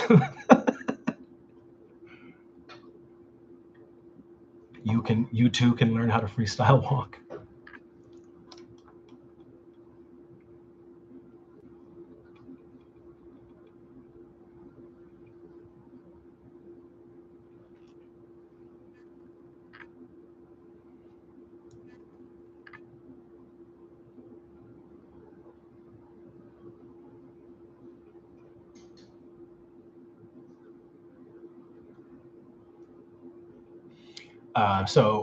If there's new people here, you can check out the channel trailer to find out what this channel is all about. You can follow me on Instagram at It Crept from the 80s, all one word. You can find me on Facebook, Christopher J. Seaver. You can find me. There's also a fan page. There's a bunch of fan pages actually. I don't know who runs all of them. There's this Uber fan, Matt Martin. He pops in the chat sometimes. Matt Martin is a big fan, and he just started making all these sites. There's like a teenage site out there on Facebook, on Instagram. There's a little bit of picture site, all this stuff. And that's just, he's a fan and he just put all this stuff together and does all these fun memes and shit like that. And so that's pretty cool. But he's also always promoting everything that we're doing. Igor, Claude in the Weirdsies feels like Leo's uncle brother. Claude, yeah, Andrew. Andrew hates the Weirdsies. Andrew hates Claude. We're not 100% sure why he hates it. We didn't know at the time because Andrew is a very passive-aggressive person, and you wouldn't know if he was like boiling or pissed about something or upset about something. So during the production, it just felt like same old Andrew. But we still, to this day, we don't know why he doesn't like the Weirdsies. Too many horror movies. What's your favorite 80s horror movie series? Series, it's Friday the 13th and Nightmare on Elm Street. It's pretty much neck and neck. Those two, for me, can't be beat. My favorite horror movie of all time is Fright Night, 1985. Igor, Andrew hates all his good roles. Yes, he does. Yes, he does. I don't know why. He had a good time making Wellsville Nights. He had a good time making Phantom of the Grindhouse. I think he had a good time making PIA. Blood Fart 2, I know he had a good time. He was very nervous making Blood Fart 1. Because that was the first stuff. So we had known Andrew since 2002, but because he was a fan and he would buy stuff at conventions from us all the time, and we just got to know him. But it wasn't until 2008 when I, pulled him into the movies and in the first Blood Fart Lake movie.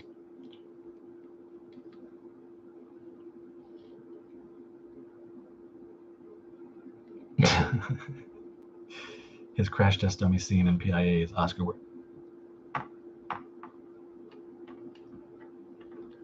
It's funny when like some of the people on that production read the script to PIA, they were asking me, what is crash test dummies? What is this song? What is this thing?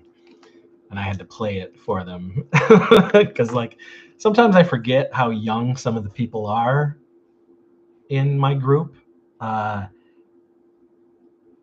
Just because, I mean, me being 45, I still have, I'm still like a big kid, and everybody sort of in the group all loves the same stuff, and we're passionate and geeky about a lot of the same things. So the age thing lots of times just passes me by, and you forget sometimes that I'm more than a decade older than some of these people that are in the film.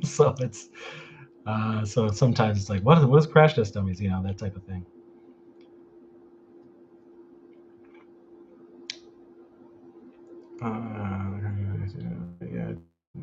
Josh. Yeah, Josh was one of them. He had no clue what Crash Test Dummies was. In Blood Fart, when Leo first meets the kids, he gives them shit for throwing trash at him. Was that a cutscene or just in the line?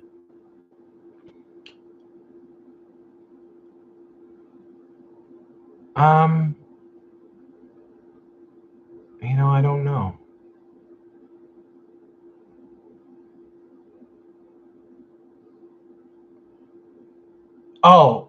So no, so we didn't shoot it. We didn't shoot that. I know what you're talking about. No, it's in the script. It's just to imply that there's history there, and that shit happened. That's all. Took me a minute. I haven't, I don't sit around and watch my stuff. So sometimes I don't remember what's what.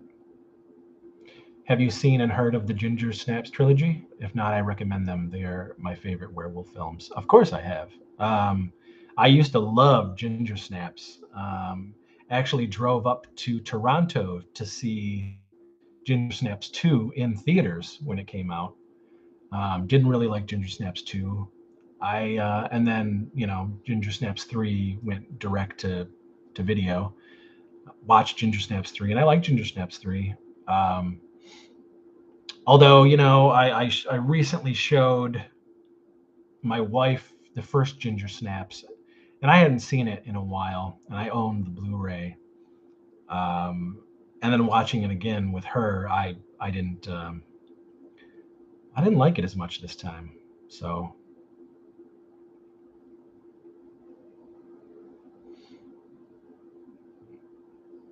Philip Holder, you look like early 30s. Yes, believe me, I've been I've been told that for years. When I was in my 30s, everyone thought I was in my 20s, so on and so forth. I can assure you, I am 45. Unfortunately, my brain may be 13, but my body it feels 45. It feels 65.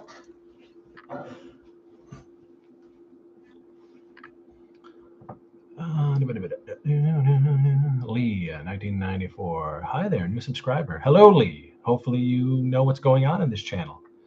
Check out all the videos on down below and check out what we're all about. Thanks for dropping in and seeing what this weird shit is all about. Jim Ball also saying it's the Botox really helps. Pff, fuck that shit. Shit's so gross. All that shit's so fucking weird. I don't know why people think they look good with like plastic and all that shit in their faces. So bizarre to me. They all end up looking like fucking Ron Perlman, from not without the Beast makeup from Beauty and the Beast. Hold on, I just got to check on my cats. I'm back.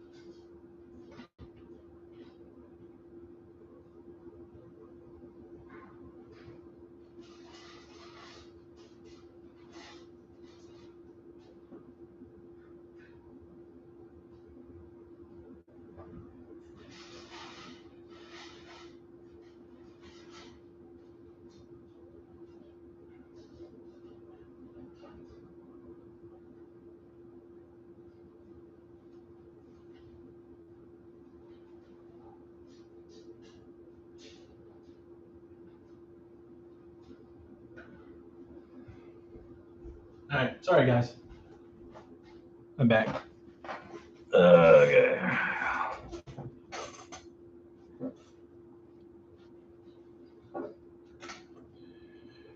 Philip, Ginger Snaps 3 is the better of the three.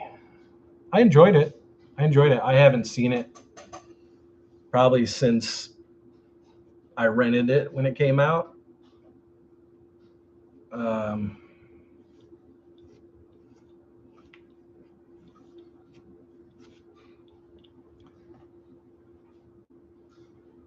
looking forward to She-Hulk this week. Looking forward to House of Dragon, new Game of Thrones show this week. Some good stuff coming out. Yeah. What say you?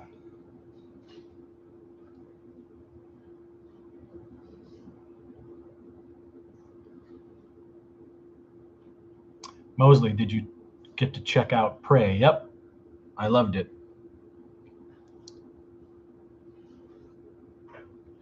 Speaking of werewolves, do you prefer The Howling or Silver Bullet? I love them both for different reasons. Silver Bullet, of course, is more fun. The Howling, I think, is just really creepy, cool, and atmospheric. Um,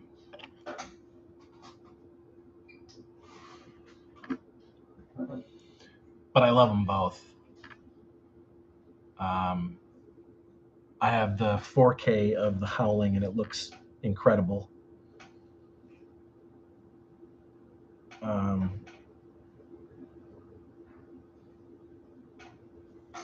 yeah. Lee 1994. What do you think of Halloween 5? A lot of people hate it. I love it. It was the first horror movie I watched. I do like Halloween 5, but only because it's basically a continue like a real like continuation of Halloween 4. I don't like the mask, the weird hokey music with the cops and everything is just odd. But I don't hate it.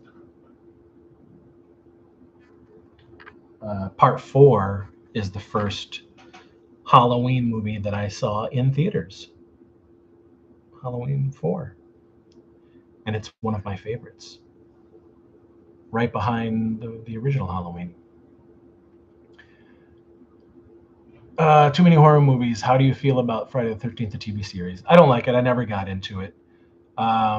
Initially, at first, it was because it had nothing to do with Jason and the lore and stuff like that. So I was just kind of like, what the fuck? You know? But as I got older, I did give it a shot. And it didn't appeal to me. VA Archive, Wolf Cop all the way. I'm not a fan of Wolf Cop. The back archive, Halloween 5 is awesome. Great use of shadows, fog, but has a weird use of hokey sound effects with the cops. 100%. Jimmy, I'm wondering if you remember the name of the 80s vampire TV series. Came on right after Beauty and the Beast. Vampire TV series. Right after Beauty and the Beast. Oh. I don't know. In the 80s? Vampire TV series? I watched Beauty and the Beast, but yeah, I don't know.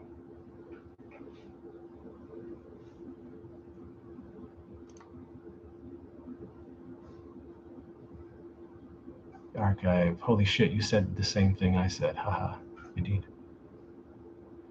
Igor, stoked for the new Friday the 13th rumors? Man, we'll see. I mean, I am one of those people who I know for a fact that we will get another Friday the 13th movie. Jason will be back. So I've never really been worried about it. While I do hate waiting for new Friday the 13th, I've never been worried that, oh no, it's the end, we're never going to see Jason again. Come on. This is great. So I don't know. We'll see. We'll see. You know, it's all sort of kind of up in the air until like you hear officially from these types of things. So who knows? Who knows? Too many horror movies. I prefer Maniac Cop. Oh, I prefer X Cop. Didn't like X Cop. I love Maniac Cop. That was great. Psycho Cop is also pretty good. Yeah, I like Samurai Cop. That's a no joke. I think Samurai Cop is hilarious. Oh yeah, something nice. See, that's the thing. The Forever Nights. That's what I was thinking of, but that wasn't an '80s show. That was a '90s television show. Um, oh, Forever Nights was a vampire TV show, but I think it did start in the '90s. It wasn't an '80s show, so maybe that's why I didn't think. I mean, if it was first run, and that's why I was like, Beauty and the Beast. I don't remember watching any vampire show after Beauty and the Beast, which started in the '80s. But there you go. I read this morning something about supposedly introducing Jason's dad into the mix. That could be interesting. Again, it's like I don't care about this speculation and all these rumors and shit like that until it's like official or it's in front of my face. It's just kind of like whatever. I don't want. It's like we'll see. Lee 1994, Nightmare on Elm Street, Halloween 5, and Fright Night are my favorite '80s movies. Fright Night, man, Fright Night '85. Whoop, whoop. It's my favorite horror movie. Thanks, yes, Forever Night. Born to be Rad. Saw you were just live, just popping in to say hi. Never caught you live before. Hello, Born to be Rad. Thank you. Thank you for popping in. Hopefully you know what this channel is all about. Do you?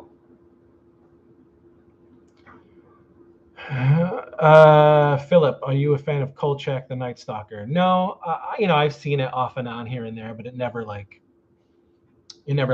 struck me. I had this weird thing growing up, and I still do sort of to this day, is that if I saw like old people in movies that people would perceive me to like, or TV shows that they would think I would like, but they were like, but it was old folks that like were the leads. I just never got into it. So I always looked at him as just the dad from A Christmas Story, and I was like, what's he doing? Fighting supernatural elements and shit like that. It's really weird. I hate Cocoon and all that shit because it's just a bunch of fucking saggy old dudes with aliens, and I don't care. It doesn't appeal to me. It's another thing with people are like, what? But like Charles Bronson never did it for me because I was just like, who's this fucking old fuck with this shitty mustache walking around? I'm supposed to be intimidated by this guy, like just never did it for me. That's just one of the weird things. Let's see, the archive. Crazy that George R.R. Martin used to write for Beauty and the Beast. Hey, sorry guys, knock it off. Let's try to pull that shit. Huh? Get out of here.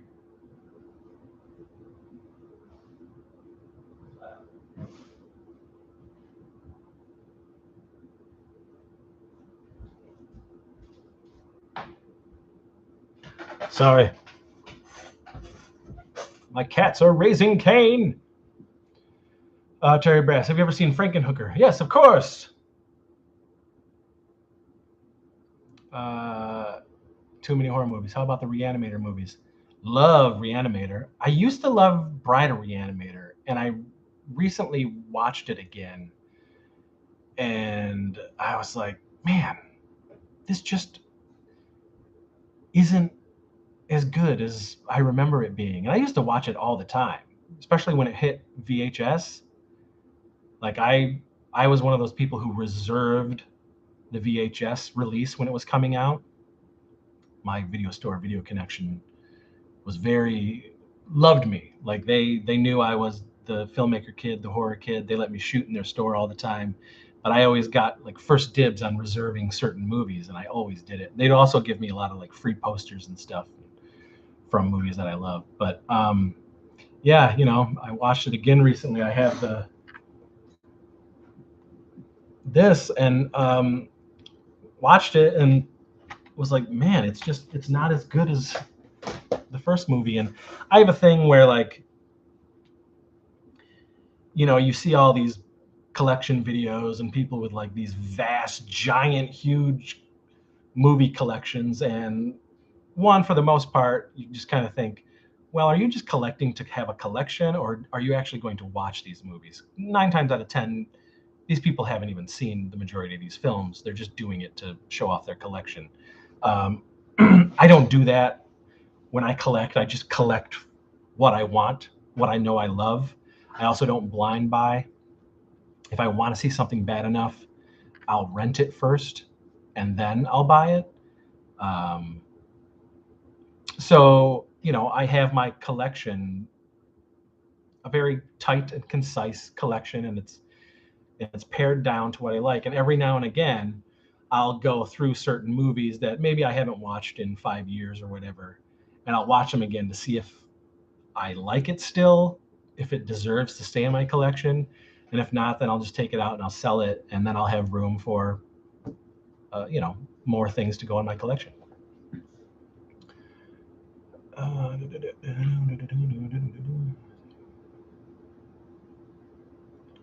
Uh, Born to Be Red. If it's 80s, I'm all in. Well, there's a lot of that on this channel. Crap from the 80s. I was born in 77. Grew up in the 80s. I love the 80s. Talk about it all the time. I have my favorites. So many videos down in the channel for you to enjoy. Let's talk. Chad, too rad. Chad, Horror Movie Barbecue is in the chats right now. Stoink, stoink, my good man. Hello. Igor, not a fan of Gutterballs, are you? Nope, no, I'm not. I wasn't a fan of that filmmaker, actually. Uh, Philip, Kolchak is my show. Yeah, I mean, my buddy, a couple of my homies really love the Kolchak show. Just Philip, I always wondered about teen horror. A bunch of teens go out and only one survive.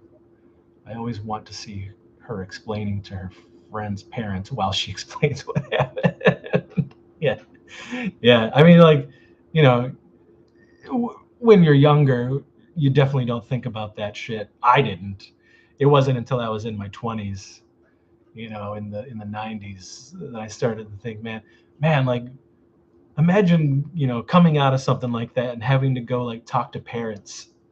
The collateral damage in these films is insane.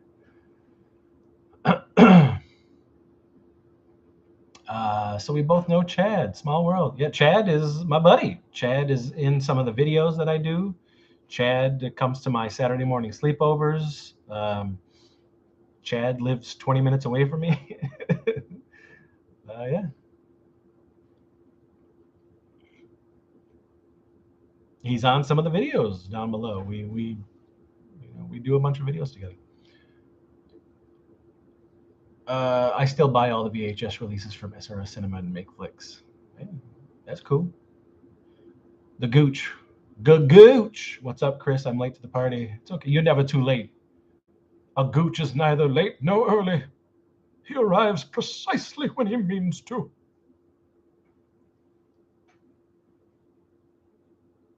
Yeah, I'll probably do this for another hour. Been here since 5:30. I'll probably do this until about 8:30. And that'll be good. Another great night. Another great night, folks. This was fabulous. Thank you. I think I'm going to do this in general. I think I'm going to do every Tuesday, if I can, if I'm around. Um, I think I'll do every Tuesday at 5:30 Eastern, and then we'll just go till 8:30. Jimmy, have you had any friends or family that acts the movies out while watching them? Uh, My movies or just movies in general? When they're watching, they act the movie out. No, I don't have any family or friends that are like that. Chad, Max Headroom versus Mac Tonight. Who wins? Both nostalgic. Doug Jones was Mac Tonight. Doug Jones, famous actor and creature suit actor. Um, I don't know what a grudge match that would be. Igor, weekly rules. Yeah, we'll give it a shot. Every Tuesday, 5:30. We'll try it out. Last week was awesome. This week is turning out awesome. So I know everybody likes the live shows. Um, good. Tuesday's my day off work. So there you go. Chad definitely acts the movies out. Don't lie. No, he doesn't. He doesn't.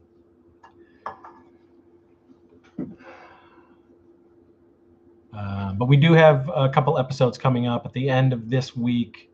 On Friday, there'll be an episode with myself and Bobby Heckman, and we'll be talking about our history together, our friendship, his Friday the 13th fan film, Victim No More, him being in my movies, for over 20 years, and the documentary that's coming up that was made about me, and the horror convention that we're both going to be at next week. So that video is coming Friday, and then next week early, my friend Clint and I will be doing a Godzilla themed episode about our love of Godzilla and kaiju and all that stuff. Jim, I watched an anthology called High 8 not too long ago and was surprised when your short popped up. Never knew about that one. That actually was a terrible experience. That short that's in that anthology is not even the actual full short. They fucking cut the short. They censored the short. These people who wanted, pioneers of the shot on video stuff from the 80s and 90s, they asked me to be a part of it. I said yes. They gave the parameters. We did so, and they fucking censored. So what's in it is not what we shot. It's not the full thing that we shot. The whole punchline of the short is gone. I think these low budget, no budget, independent horror filmmakers who wanted to make this thing, who asked all these other pioneers to put this together, were offended by something, so it was cut. So I don't have much nice. And then the dealing with it aftermath was like ridiculous. So I don't have much nice things to say about High 8 at all. Geez, that was 2013 when we shot that stuff. This is like virtual Saturday morning sleepover. I like the weekly idea. Cool idea. Chad 2 Red. Saturday morning sleepover. If you want to know about Saturday morning sleepover, there's several videos down below in the channel, and it's a wild, awesome time. It's so fun.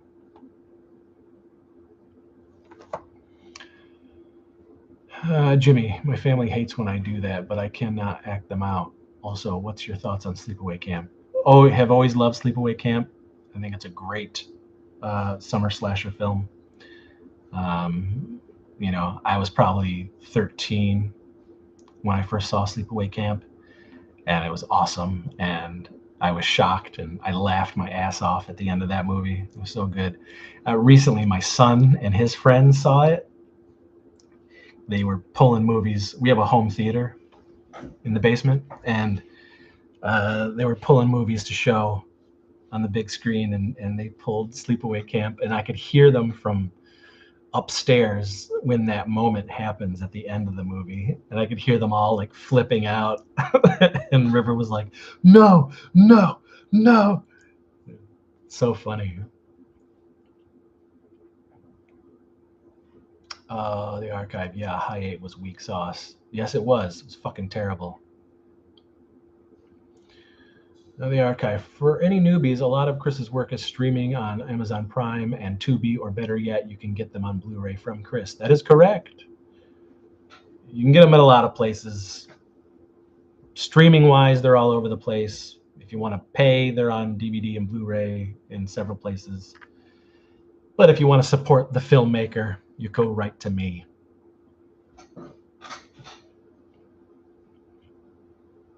I love Felissa Rose. Yeah, she was awesome. I've met her several times. I also tried to get her in Sex Squatch 2. It seemed like it was going to happen at the time, but in retrospect, I'm glad it didn't happen, because that's a piece of shit movie. I projected Sleepaway Camp on 35mm for a total highlight in my career. Great movie. How can you go wrong with the electrical tape mustache cop at the end of the film?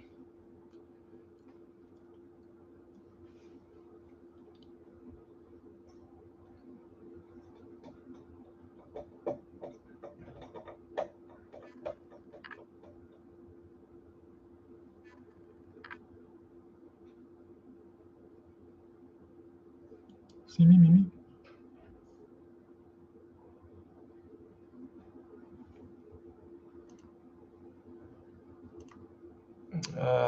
Let's see. I missed my chance to catch Sleepaway Camp on 35mm with Felissa hosting. My friend was being a bit of a fuckhead and made us go see Terminator Dark Fate instead.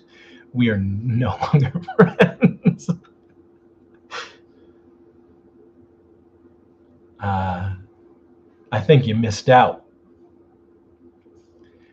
Sean, I'm a huge LVP Warlock fan, but I couldn't even sit through High 8. Pretty much garbage. Yeah, man. I'm right there with you, Sean. It was a terrible experience. They cut our short. They completely censored the short that we made. So what's in it is not the full short. The punchline of the short is gone. The really ridiculous, gross stuff of the short is gone. Yeah, it's fucking ridiculous. Is that a tuxedo cat in the back? There's several cats. My wife, we have 3 cats.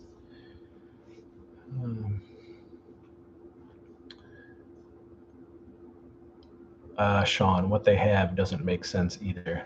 Yeah, what they left in it, it's fucking, believe me, shot that in 2013. I wanted nothing to do with it, and nothing to do with the people that asked us to be a part of it after that either. It was just a shitty experience. Jimmy, do you have a go-to 80s soundtrack? No, there's too many.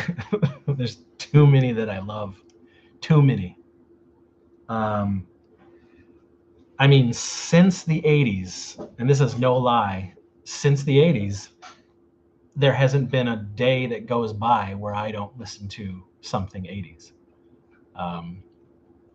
It's still a huge part of everything that I listen to this day. I have so many 80s mixes, tapes and CDs and MP3s and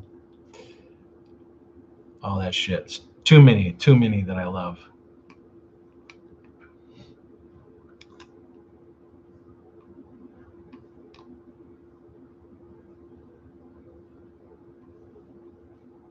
And I used to make a lot of just specific certain 80s, certain soundtrack songs that I loved, and I would just make mixes of those songs, and they'd be 40 songs long or whatever, 45 songs long, and I would do that every couple of years. I have several, but my go-to is Last American Virgin. Oingo Boingo, baby, Oingo Boingo. Oingo Boingo is my favorite band of all time. Always has been. Did you have a local horror host that you dug, i.e. Elvira? Well, Elvira, I guess technically you can say Joe Bob as well. Even to an extent, Joel and Mike from Mystery Science Theater. But Elvira was the biggie. And where I grew up in Wellsville, New York, we didn't, unless it was random on a late night channel sometime after like 1-2 a.m. Like you didn't really see that, and I didn't. Um, so my it really was Elvira. Elvira played. Elvira was on. So I saw Elvira. It wasn't until moving out of Wellsville and moving to Rochester that I was able to see other. I certainly knew of horror hosts, but it wasn't like a big deal for me growing up outside of Elvira and Joe Bob, I guess. You know,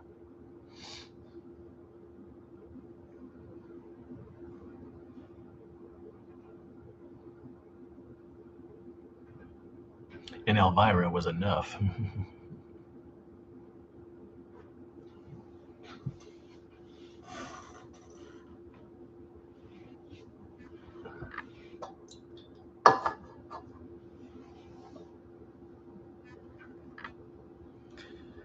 Fan of the '90s show on Happily Ever After? No, I'm not.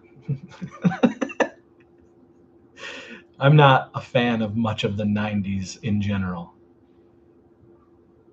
There's things that are in the '90s that I liked, but the majority of the decade of the '90s can go fuck itself. I'm not a big '90s fan. Oh yeah, I mean, I guess Jimmy, yes, Rhonda Shear, Gilbert Gottfried, Up All Night, that type of stuff. Sure. Again, that Joe Bob would be in that category as well. Um, Sean, are you still friends with Doug Sackman? Yes, I am. Yes, I am. In fact, he makes an appearance in the documentary that was made about me and LBP. I recently talked to him about being a part of Wellsville Nights as well. So, yes, Doug and I are still buddies.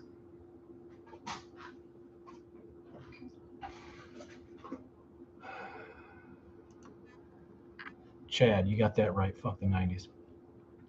I went out to dinner with the Mads from MST3K, Frank and Trace. Making those guys laugh was remarkable after all years of making me laugh. Joe Bob is a good guy too. Yep, I went out to dinner with Joe Bob. Me, Debbie Rashawn, Joe Bob, and some of the LBP crew. This was like 2006. I miss USA Up All Night, man. Well, you can, every now and again I'll put like clips from Up All Night in my Saturday morning sleepover. He was so good. Sean, he's a cool guy. Good choice. He's very talented. Yes, yes. The Sackman is the Sackman through and through. Um,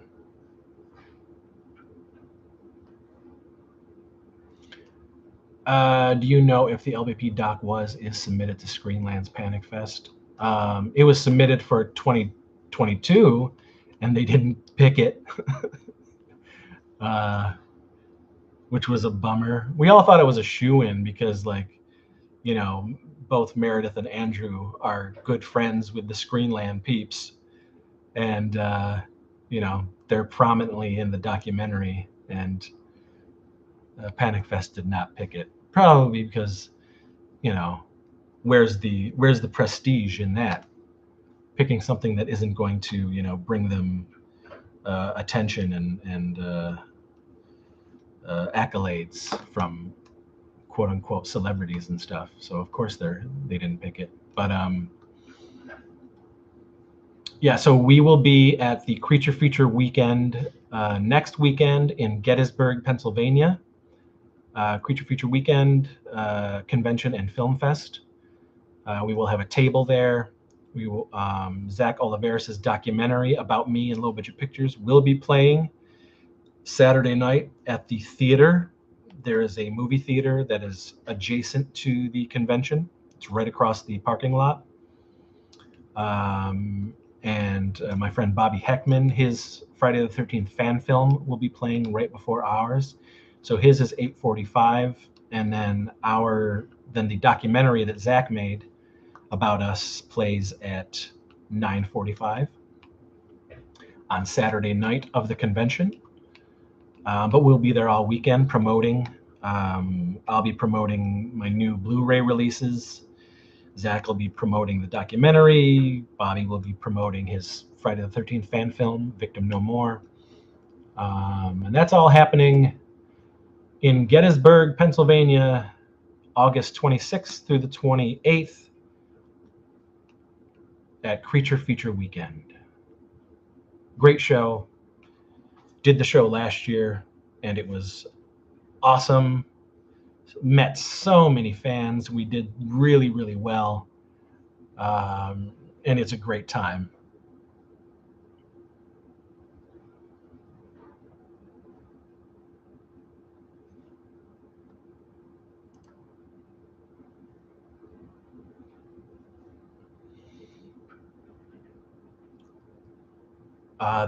Let's see, right now the doc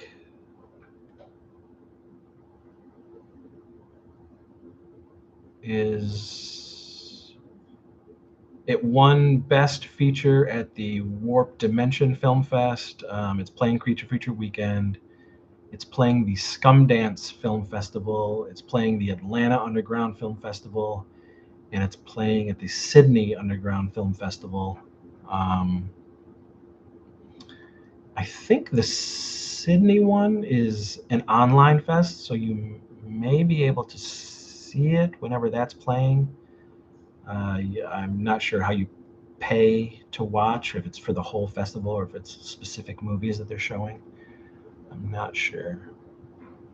But the Atlanta one is in person. Creature Feature one is in person. I think the Scum Dance is in person.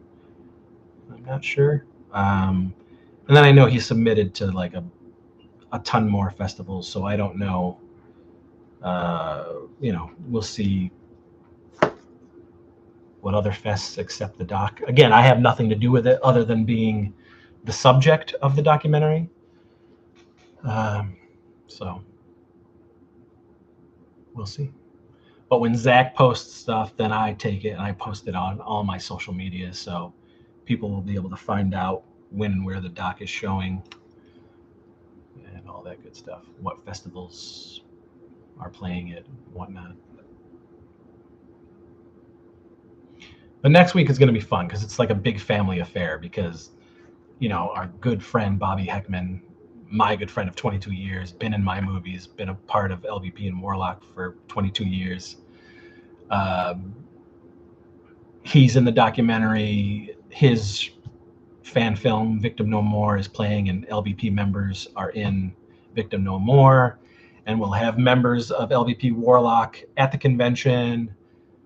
So it's just going to be one big, grouping of, this wacky cinematic family. So it's going to be a fun time next weekend. Really, really pumped for it.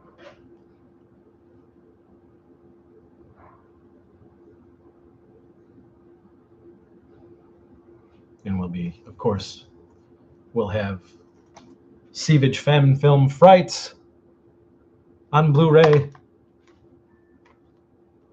LVP Classics Volume 2, Blood Trim and Bloody Giblets with extra features remastered on Blu-ray.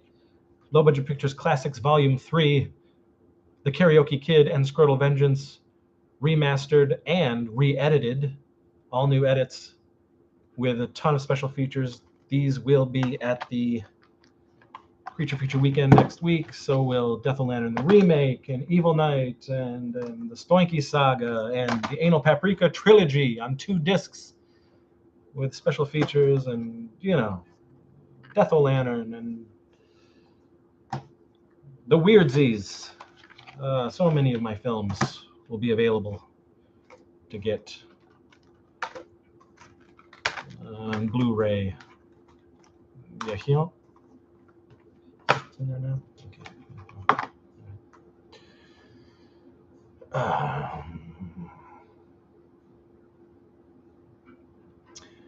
When it's released for commercial sale, definitely needs a limited edition VHS. I think Zach plans to make some of his own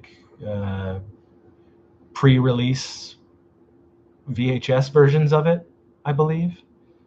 I've been toying with that as well for the pilot of Wellsville Nights because it's tailor-made for that. But because of the route that I'm taking with that, I don't know.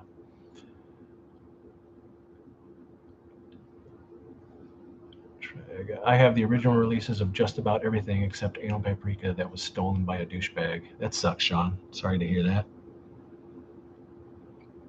Andrew Scruggs, if I go to Creature Feature, I'm going to try and snag all of those. Hell yeah, man, do it. Please, if you come to Creature Feature, also come for the screenings as well. If you want to see, the documentary about my life and the crew of LBP and Warlock, and it's a really great documentary, and Zach did a tremendous job. This is something that I did not put together. I did not ask Zach to make a documentary about myself. He approached me. I did not know who Zach was. He was a filmmaker and musician from Seattle, and he saw my stuff out in Seattle, and he came to me and asked if he could make a documentary about us. And after months of me saying no, finally relented, and he did. And he spent 3 years of his life making this documentary. So, but yes, we will be there all 3 days, August 26th through the 28th, Gettysburg, Pennsylvania, Creature Feature Weekend. It's going to be a great time. Lots of good shit happening.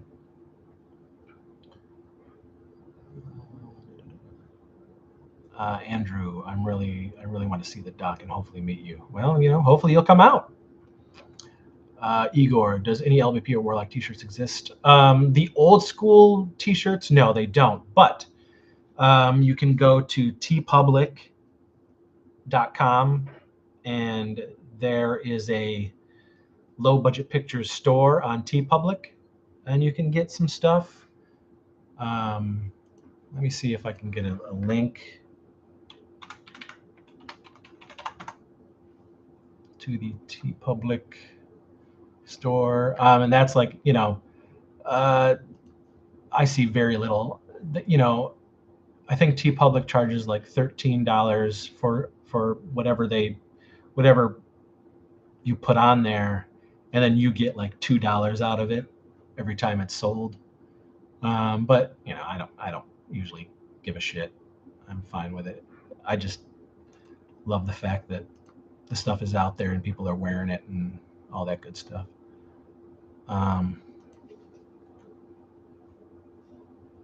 But like early on in the early 2000s, we made a lot of shirts and whatnot, and that lasted up until probably 2009, making shirts. So you never know. We might bring it back sometime.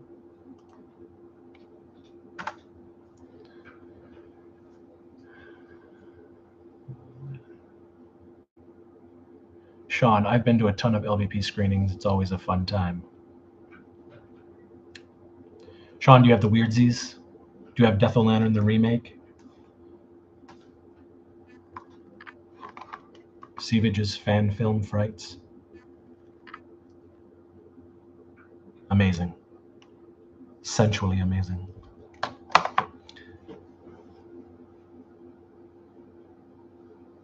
I'd rather pay you personally, but if I got a TeePublic, so be it. Yeah, it's just one of those things. It's like, is it worth making? You never know. Times have changed. When we made our own shirts, when we had the company make the shirts for us, and it was like limited bundles because of how expensive it got. So we only really did them for convention appearances. And this way it was just like, well, somebody will make the design for us for Warlock or LVP or whatever I want to do for that particular page, for that shirt or that item. Just throw it up there. they handle all the stuff, and then you get $2 here and there. It's fine, but I get more of a kick out of seeing people wear the name, wear the shirt.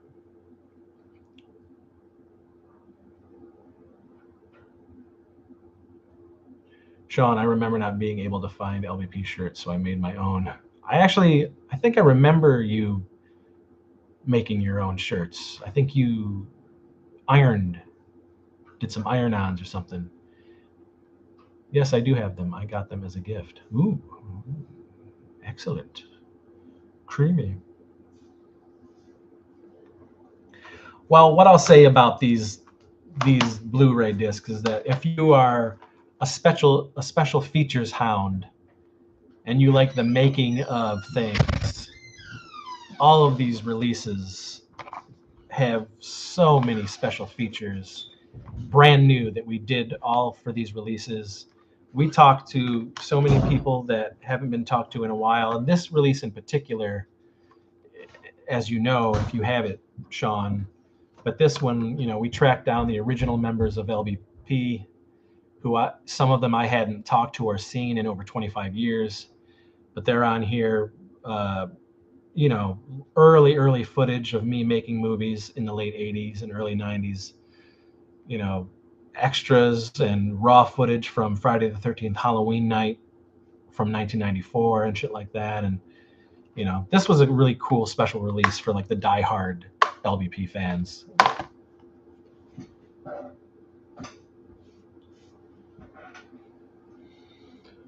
If my paycheck allows, I will be ordering the last few Blu-rays I need this week. That would be great. That would be wonderful. I'll cut you a deal. And it'll help me with gas to Gettysburg, PA next week.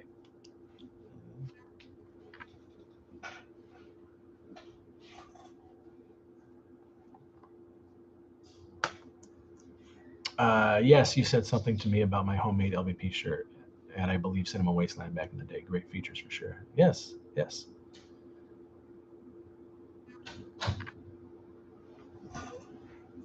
Riv? Yeah. Are you still skating? Yeah. Okay.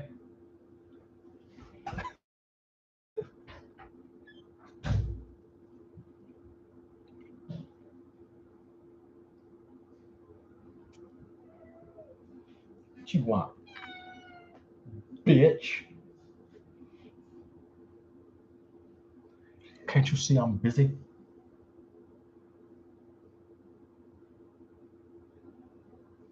Talking to the people. The people don't want to hear about you. All right, guys. So I'll be on here for another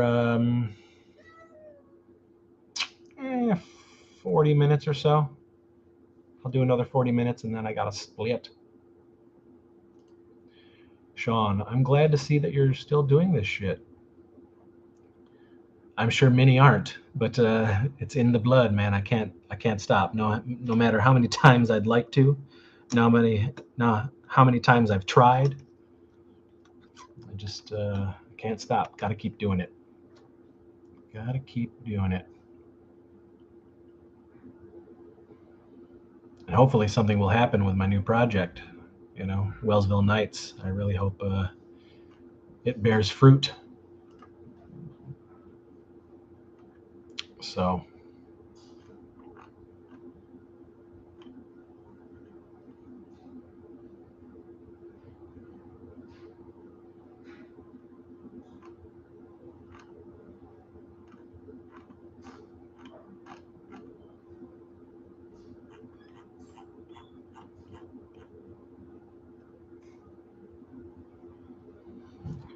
no, it is not easy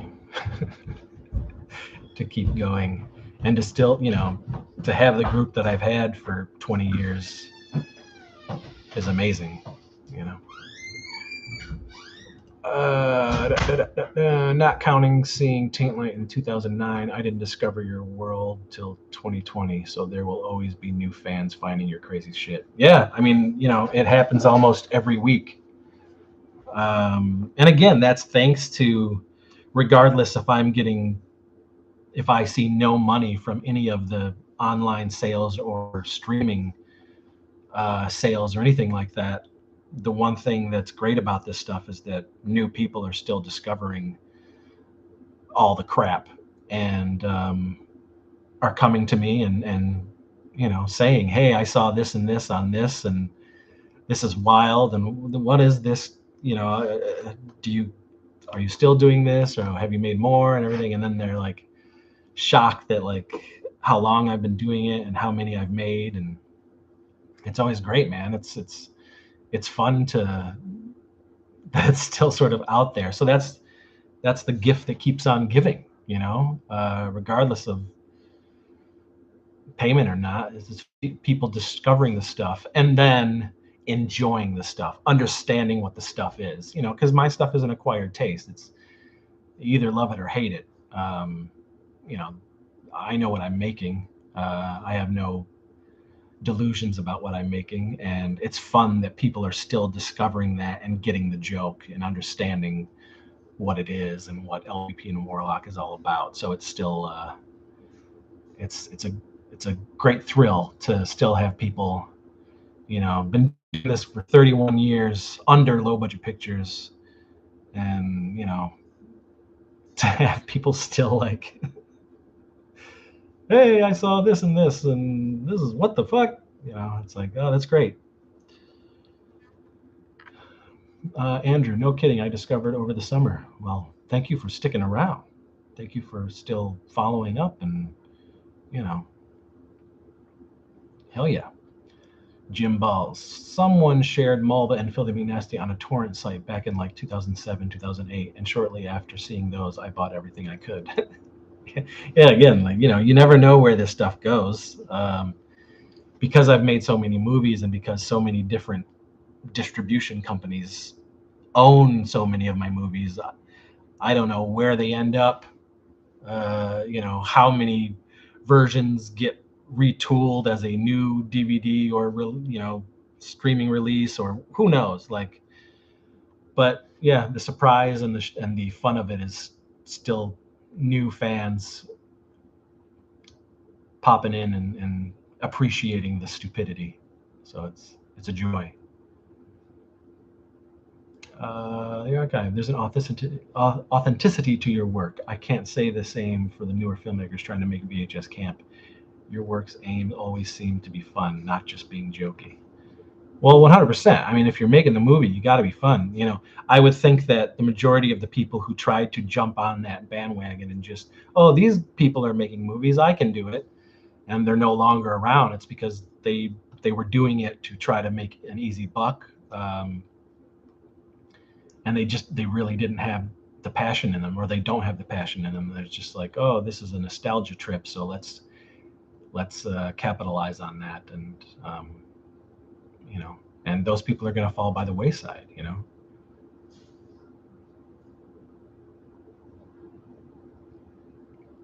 Igor, last year I discovered you and have watched one of your films at least once a week ever since. That's awesome, Igor. Thank you. Again, let me know. Talk to me. Talk to me if you want to do some shows, or are you near Gettysburg, PA? Come out next weekend to the show. All you guys, come meet. Andrew Scruggs. That's what me and my friends have done, Igor. It's amazing. It's great to hear. 2020, my bad. It was COVID time. I found your films. Great. What a time. What a time to be discovering such filth, such absurdity. Jim, we keep my LVP collection proudly on display in the living room. Several titles are great conversation starters. I'm sure they are.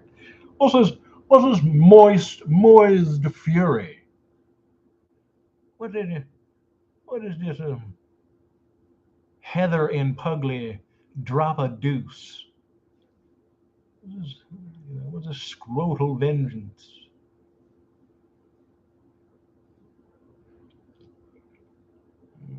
Igor, you gotta love them. Can never go wrong with some good sievage. Andrew Scruggs can't go wrong, dude. North Carolina. I hear you. I hear you. I am trying to get out to some of those North Carolina shows. I know Mad Monster Party does a horror show out there that I'd like to sell at, for sure. I have family out in North Carolina as well.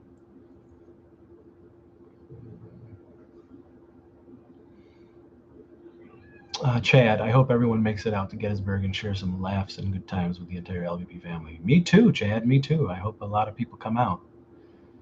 It's a great fun. It's a really chill and laid back and fun convention, Creature Feature Weekend, and there's a lot going on this year, so it's very exciting.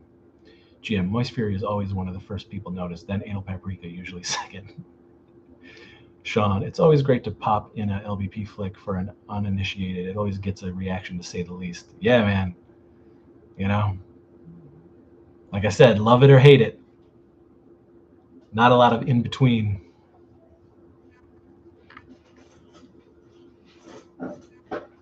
You know, my films, I think, like the Weirdsies and Geek War, Film Crew, PIA, you know, those films go down a little easier than some of the other stuff. I guess even Sex Squatch can go down a little easier than, you know, Filthy McNasty 4 or something like that. Or Teen Ape Goes to Camp, or, you know, whatever. Destruction Kings. Igor, dude, if you do, I'll be there first in line for show. That would be awesome. Yeah, I mean, you never know. I have been trying to get out to a Mad Monster Party convention for years, and you know, because I have family out there, I've always been like, man, this could be good. This could be a good show to do. So you never know. My buddy Shawnee Ramon, he does the Mad Monster shows all the time because he has a company called VHSPS. So, who will also be in Gettysburg with us next week.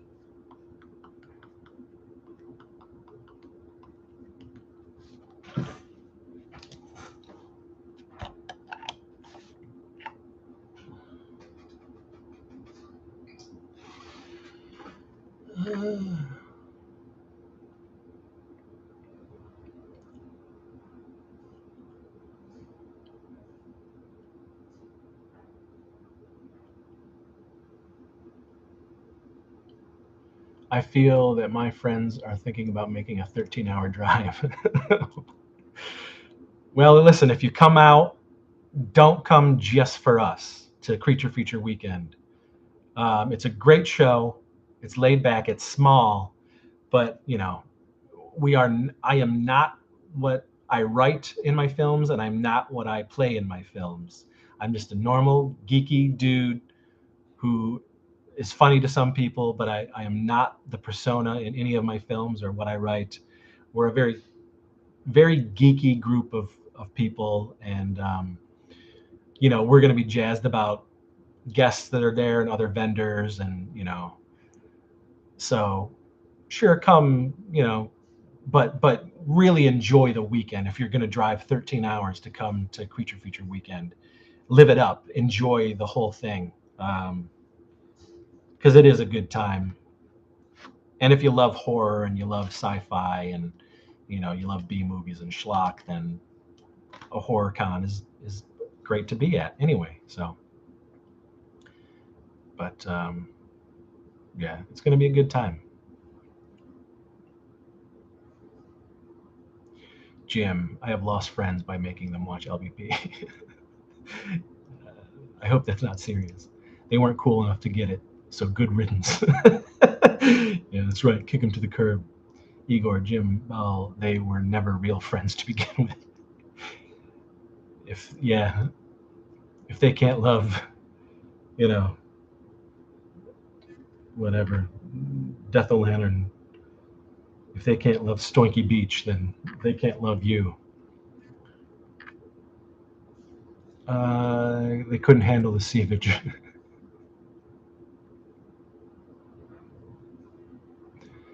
Damn straight, Sean. Chris is a great laid back guy. Thanks, Sean. I think all YouTubers should pay Chris royalties. Their backgrounds look like the set of an LVP flick circa 2004. Yeah.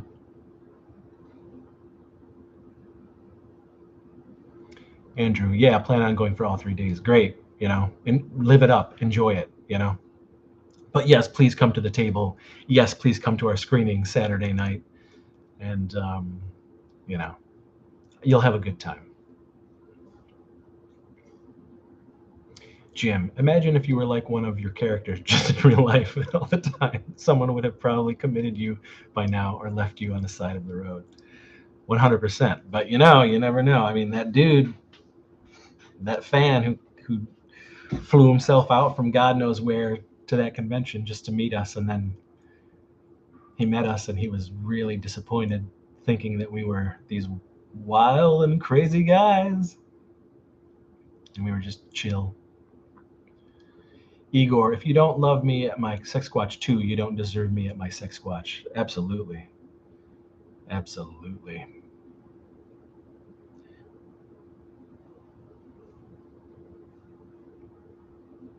If you don't love me at my quest for the egg salad, then you don't deserve me at my wet heat. Or Film Crew. Or Geek War. Or Deathbone. Or Ski Wolf. Or I Spit You on Your Grave.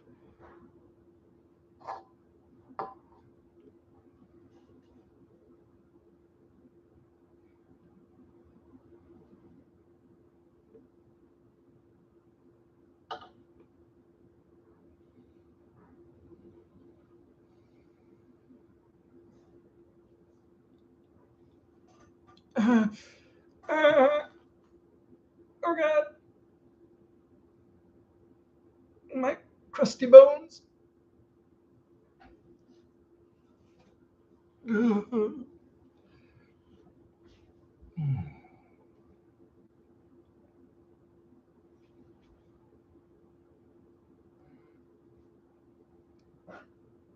he go back out skateboarding?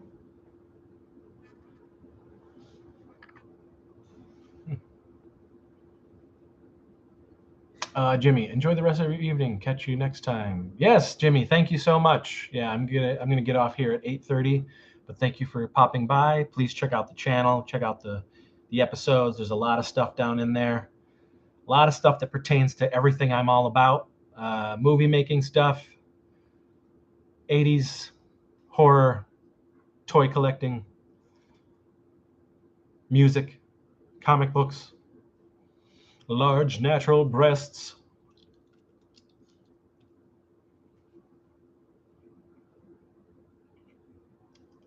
Igor, thank you for this, man, for real. Totally something to look forward to after work each week now. Thank you for popping in. And like I said, if you want to, if you want to do an episode, if there's something that you want to talk about, and we can do an episode together, and you're asking questions, or if there's a subject that you think we can both talk about, or if you just want to come on a show and just grill me about LBP Warlock, I'll be happy to do that too. Jim, Film Crew cracks me up. I bet I watch it at least twice a year. Caspian even gets a few chuckles out of me, my wife, who generally only likes mainstream flicks. Yeah, it was fun. Film Crew is one of the other movies. Like I said, I've made over 60 features and shorts, and I actually like about 15 of them, and Film Crew is one of them. That's a fun one. We shot that in 2006, and we shot it in a total of 16 hours. Sean, have a good night, Chris. I'll be back next week for sure. Thanks, Sean. Tuesday. Every Tuesday we'll try to do this. So next Tuesday, I will be here at 5:30 p.m. Eastern for all of you to enjoy. Think of some questions. Come back and enjoy the magic with us.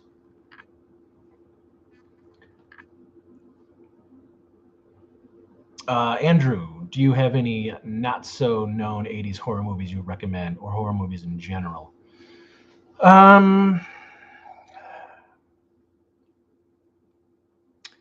I love this film.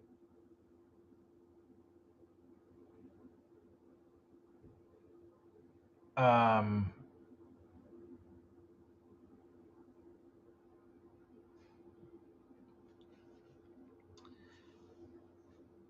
so there's, yeah, there's, and not just horror movies. I like to, I love showing people stuff that they haven't seen or maybe have never heard of or things like that. It's always fun. Uh, and I love showing them. I love like sitting down and just watching them watch certain things. And maybe it's fairly common, but a movie that I really love, but certainly not too many people. I mean, I've shown it to so many people before, and so to me, I feel like maybe not many people have seen this movie, but it's called The Unnameable. I love it. There's also Unnameable 2. It's not as good as the first one, but it has its own charm. But I love The Unnameable. Um, it's a H.P. Lovecraft adaptation. It's from 1988. It does have a Blu-ray. Um, but I used to rent it all the time on VHS, all the time. It's another horror that I love that many people maybe not really enjoy. It's not really horror. It's like creepy and weird and sort of offbeat and vile, and you feel gross watching it, but it's also really funny and bizarre. And it's called The Dark Backward, and I've loved it since I was probably 12, 13. No, it didn't come out then, so I've loved it. It came out in 91. Um, so and I was 14, so I guess since I was 14, I've really enjoyed The Dark Backward. It has Bill Paxton and Judd Nelson and Wayne Newton, and it's directed by Adam Rifkin, and it's a slimy, sleazy movie, but I really like it a lot, and I do. Most people never have heard about that when I'm like, "Yo, man, you got to break this out. You got to watch this." um, Comedy wise, there's a movie called Tapeheads that I've liked since I was probably 13 or 14, and it's a offbeat, absurd comedy with John Cusack and Tim Robbins, and it's actually one of my favorite films of all time, Tapeheads, and it still doesn't have a Blu-ray release, and the DVD has been long out of print, but you best believe I have it. Um, so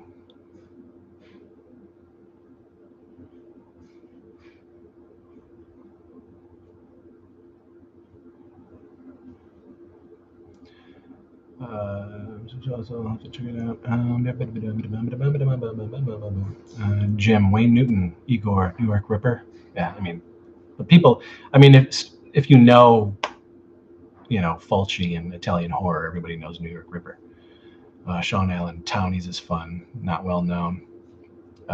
Townies is okay. Townies is like a no budget kind of slimy scum version. Wayne Allen, Harold, uh, Killer Nerd, Sean, one of Bill Paxton's best performances. 100% agree. We're talking about Dark Backward. Bill Paxton is the probably the most Paxtian he's been. He was back then, and that's saying a lot. You know, he's pretty Paxtian and uh, near dark and Predator 2 and shit like that. But boy, is he goes full Paxton and the dark backward.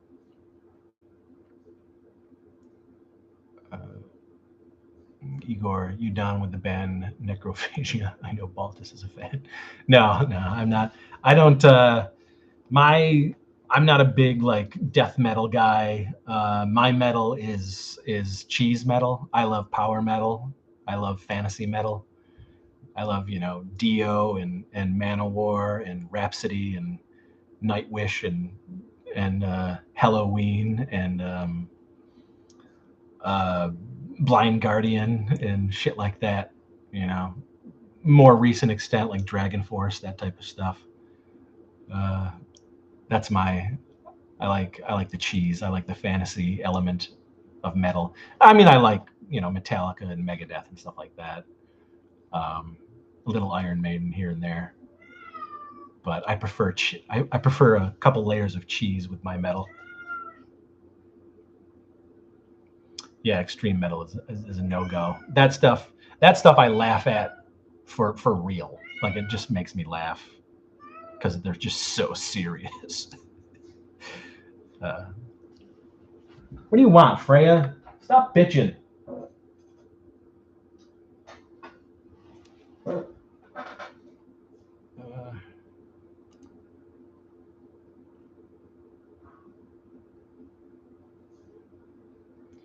Shit, man, power metal can be rad.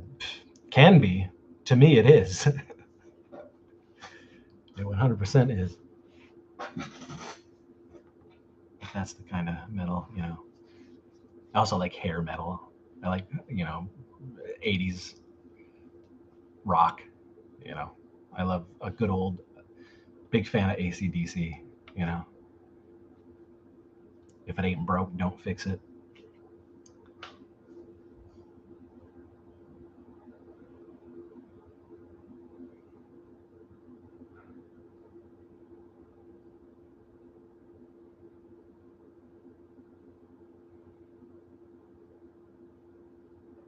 Of course, I love ska. I love ska since the 80s.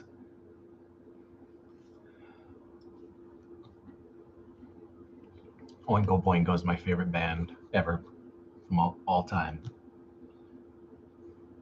Since the 80s, Of course, I love 80s music.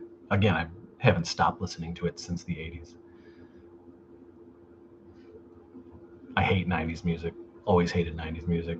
During the 90s, I was still listening to the 80s.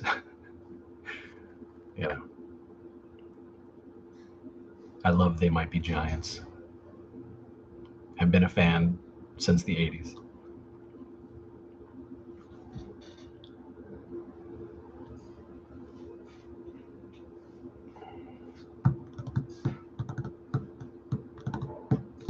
Love the Ramones. I've always loved the Ramones. Misfits.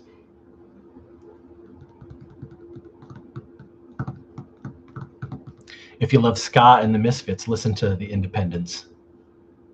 Man, I've loved that band since like '96. Met them several times, seen them a few times. They've let us use their music in my stuff. Of course, the Planet Smashers, who I'm friends with as well. But like, if you want to hear the Misfits, Elvis, and ska slammed together with horror lyrics, check out The Independents. It's great, great stuff.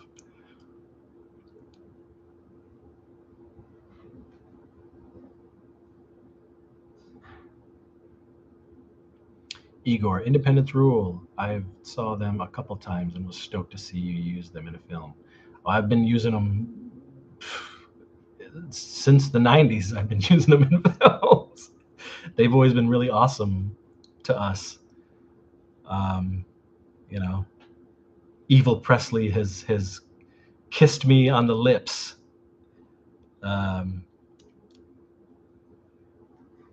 We showed up at a show in Akron, Ohio one year, and he like flipped out. He was like, "Chris Seaver," and he started replacing lyrics of songs with Chris Seaver. And and we gave him some movies to sell at the table as well. Um, but yeah, always good dudes. Good dudes.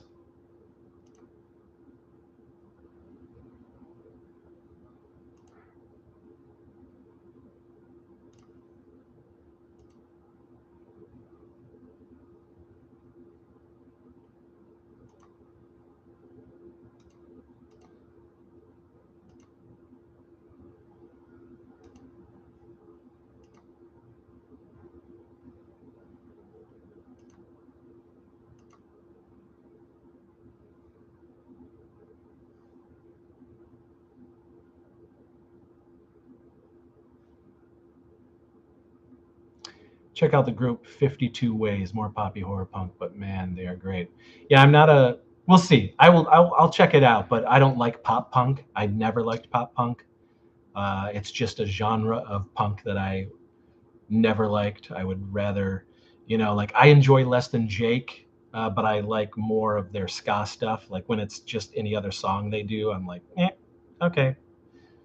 I've made my own like ska centric Less Than Jake.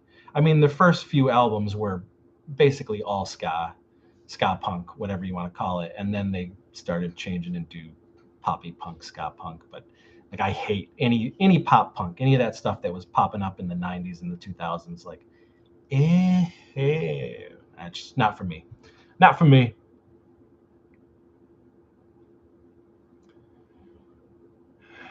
Sean, Eddie Presley is a decent flick to check out. It's not. Oh, I've seen it.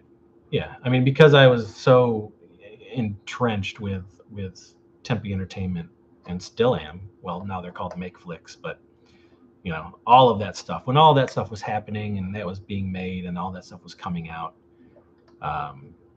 Jr. made sure to make me privy to all of that stuff. Igor, yes, and you need to release your music for all of us to enjoy, like the KKK adopted a highway. That's MU330. You can just, I mean, they're an amazing ska band from St. Louis, Missouri. Just go check them out. MU330, man, great stuff.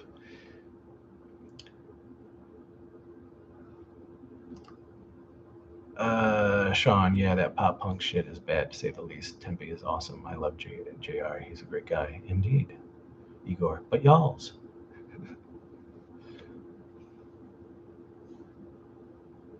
I have, yeah, I mean, I have the Swanky Modes. I had a ska band from 95 to 98 called the Swanky Modes.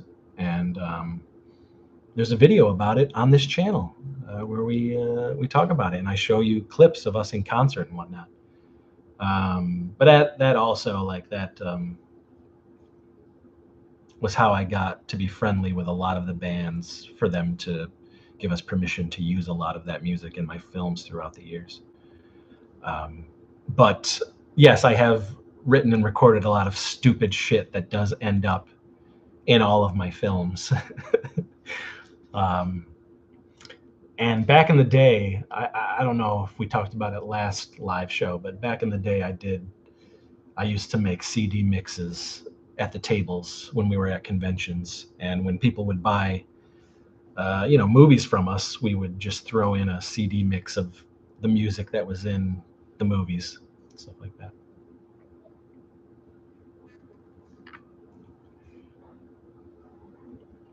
Igor, a Richmond ska band called Chupacabra are good. I saw them on a bill somewhere. I didn't see them live, but I saw that name on a bill. Sean, you've always done well with getting the rights for music. Well, it just depends on the music that I want. Obviously, some stuff I'm just not going to be able to. Um, that's, I mean, that type of stuff can be the most expensive thing about you know making these independent films. Sometimes is trying to get the music rights or license the music for some of these things. And luckily, for the most part, the majority of all the bands in the ska genre that I've loved over the years or had played with, um, you know also really enjoyed the shit that we were doing and just let us use the stuff, which is great. Gin Ball, Karaoke Kid. Well, Karaoke Kid, I mean, that's a movie that that could never be officially released, and it never was meant to be. And if you get the Blu-ray of the brand new edit of Karaoke Kid with new scenes and a fresh new transfer and all this stuff from the 2006 Karaoke Kid and all of the extras, you'll find out what Karaoke Kid was originally meant to be and why it never had an official release and why it was never meant to be an official release and all that good stuff. Yeah, but there was no way Karaoke Kid was ever going to be anything than what it is. What you pick usually fits very well. Yeah, I'm very music minded when I'm writing. I'll have music in my head for certain scenes that get me jazzed, or sometimes the music can really inform what the scene is going to be for me. I write with a lot of music on stuff that I love, and that can inspire me. So, Igor, yes, Chasing Down the Sunset fits perfect for the intro to Blood Fart. Well, that was a lot of, my buddy Desiree, her stuff. She's been giving us music. I mean, I wrote the song Destruction Kings for her and her band to do. And in 2005. But Des is in my movies. Des is a great singer, songwriter, musician. Same with the High Gears, Wes Allen and the High Gears when they were doing stuff for my films. Chad, love the stories tonight. Great live stream. Looking forward to the next one. Thanks, Chad. Thank you for popping in.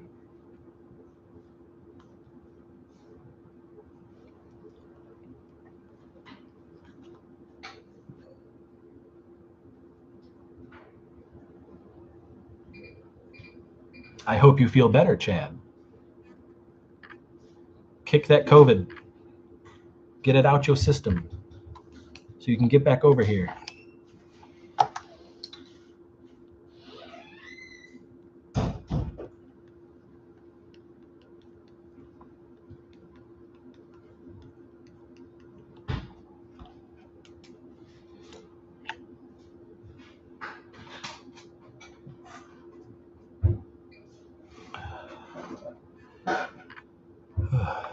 Making copies here, guys. Making copies for next weekend's convention.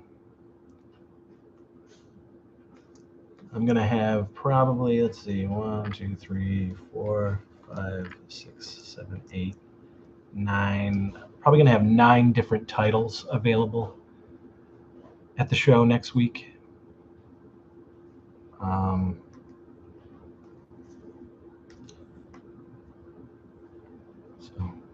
we'll see. It's not going to be, usually we have more, but I wasn't going to go full force this time.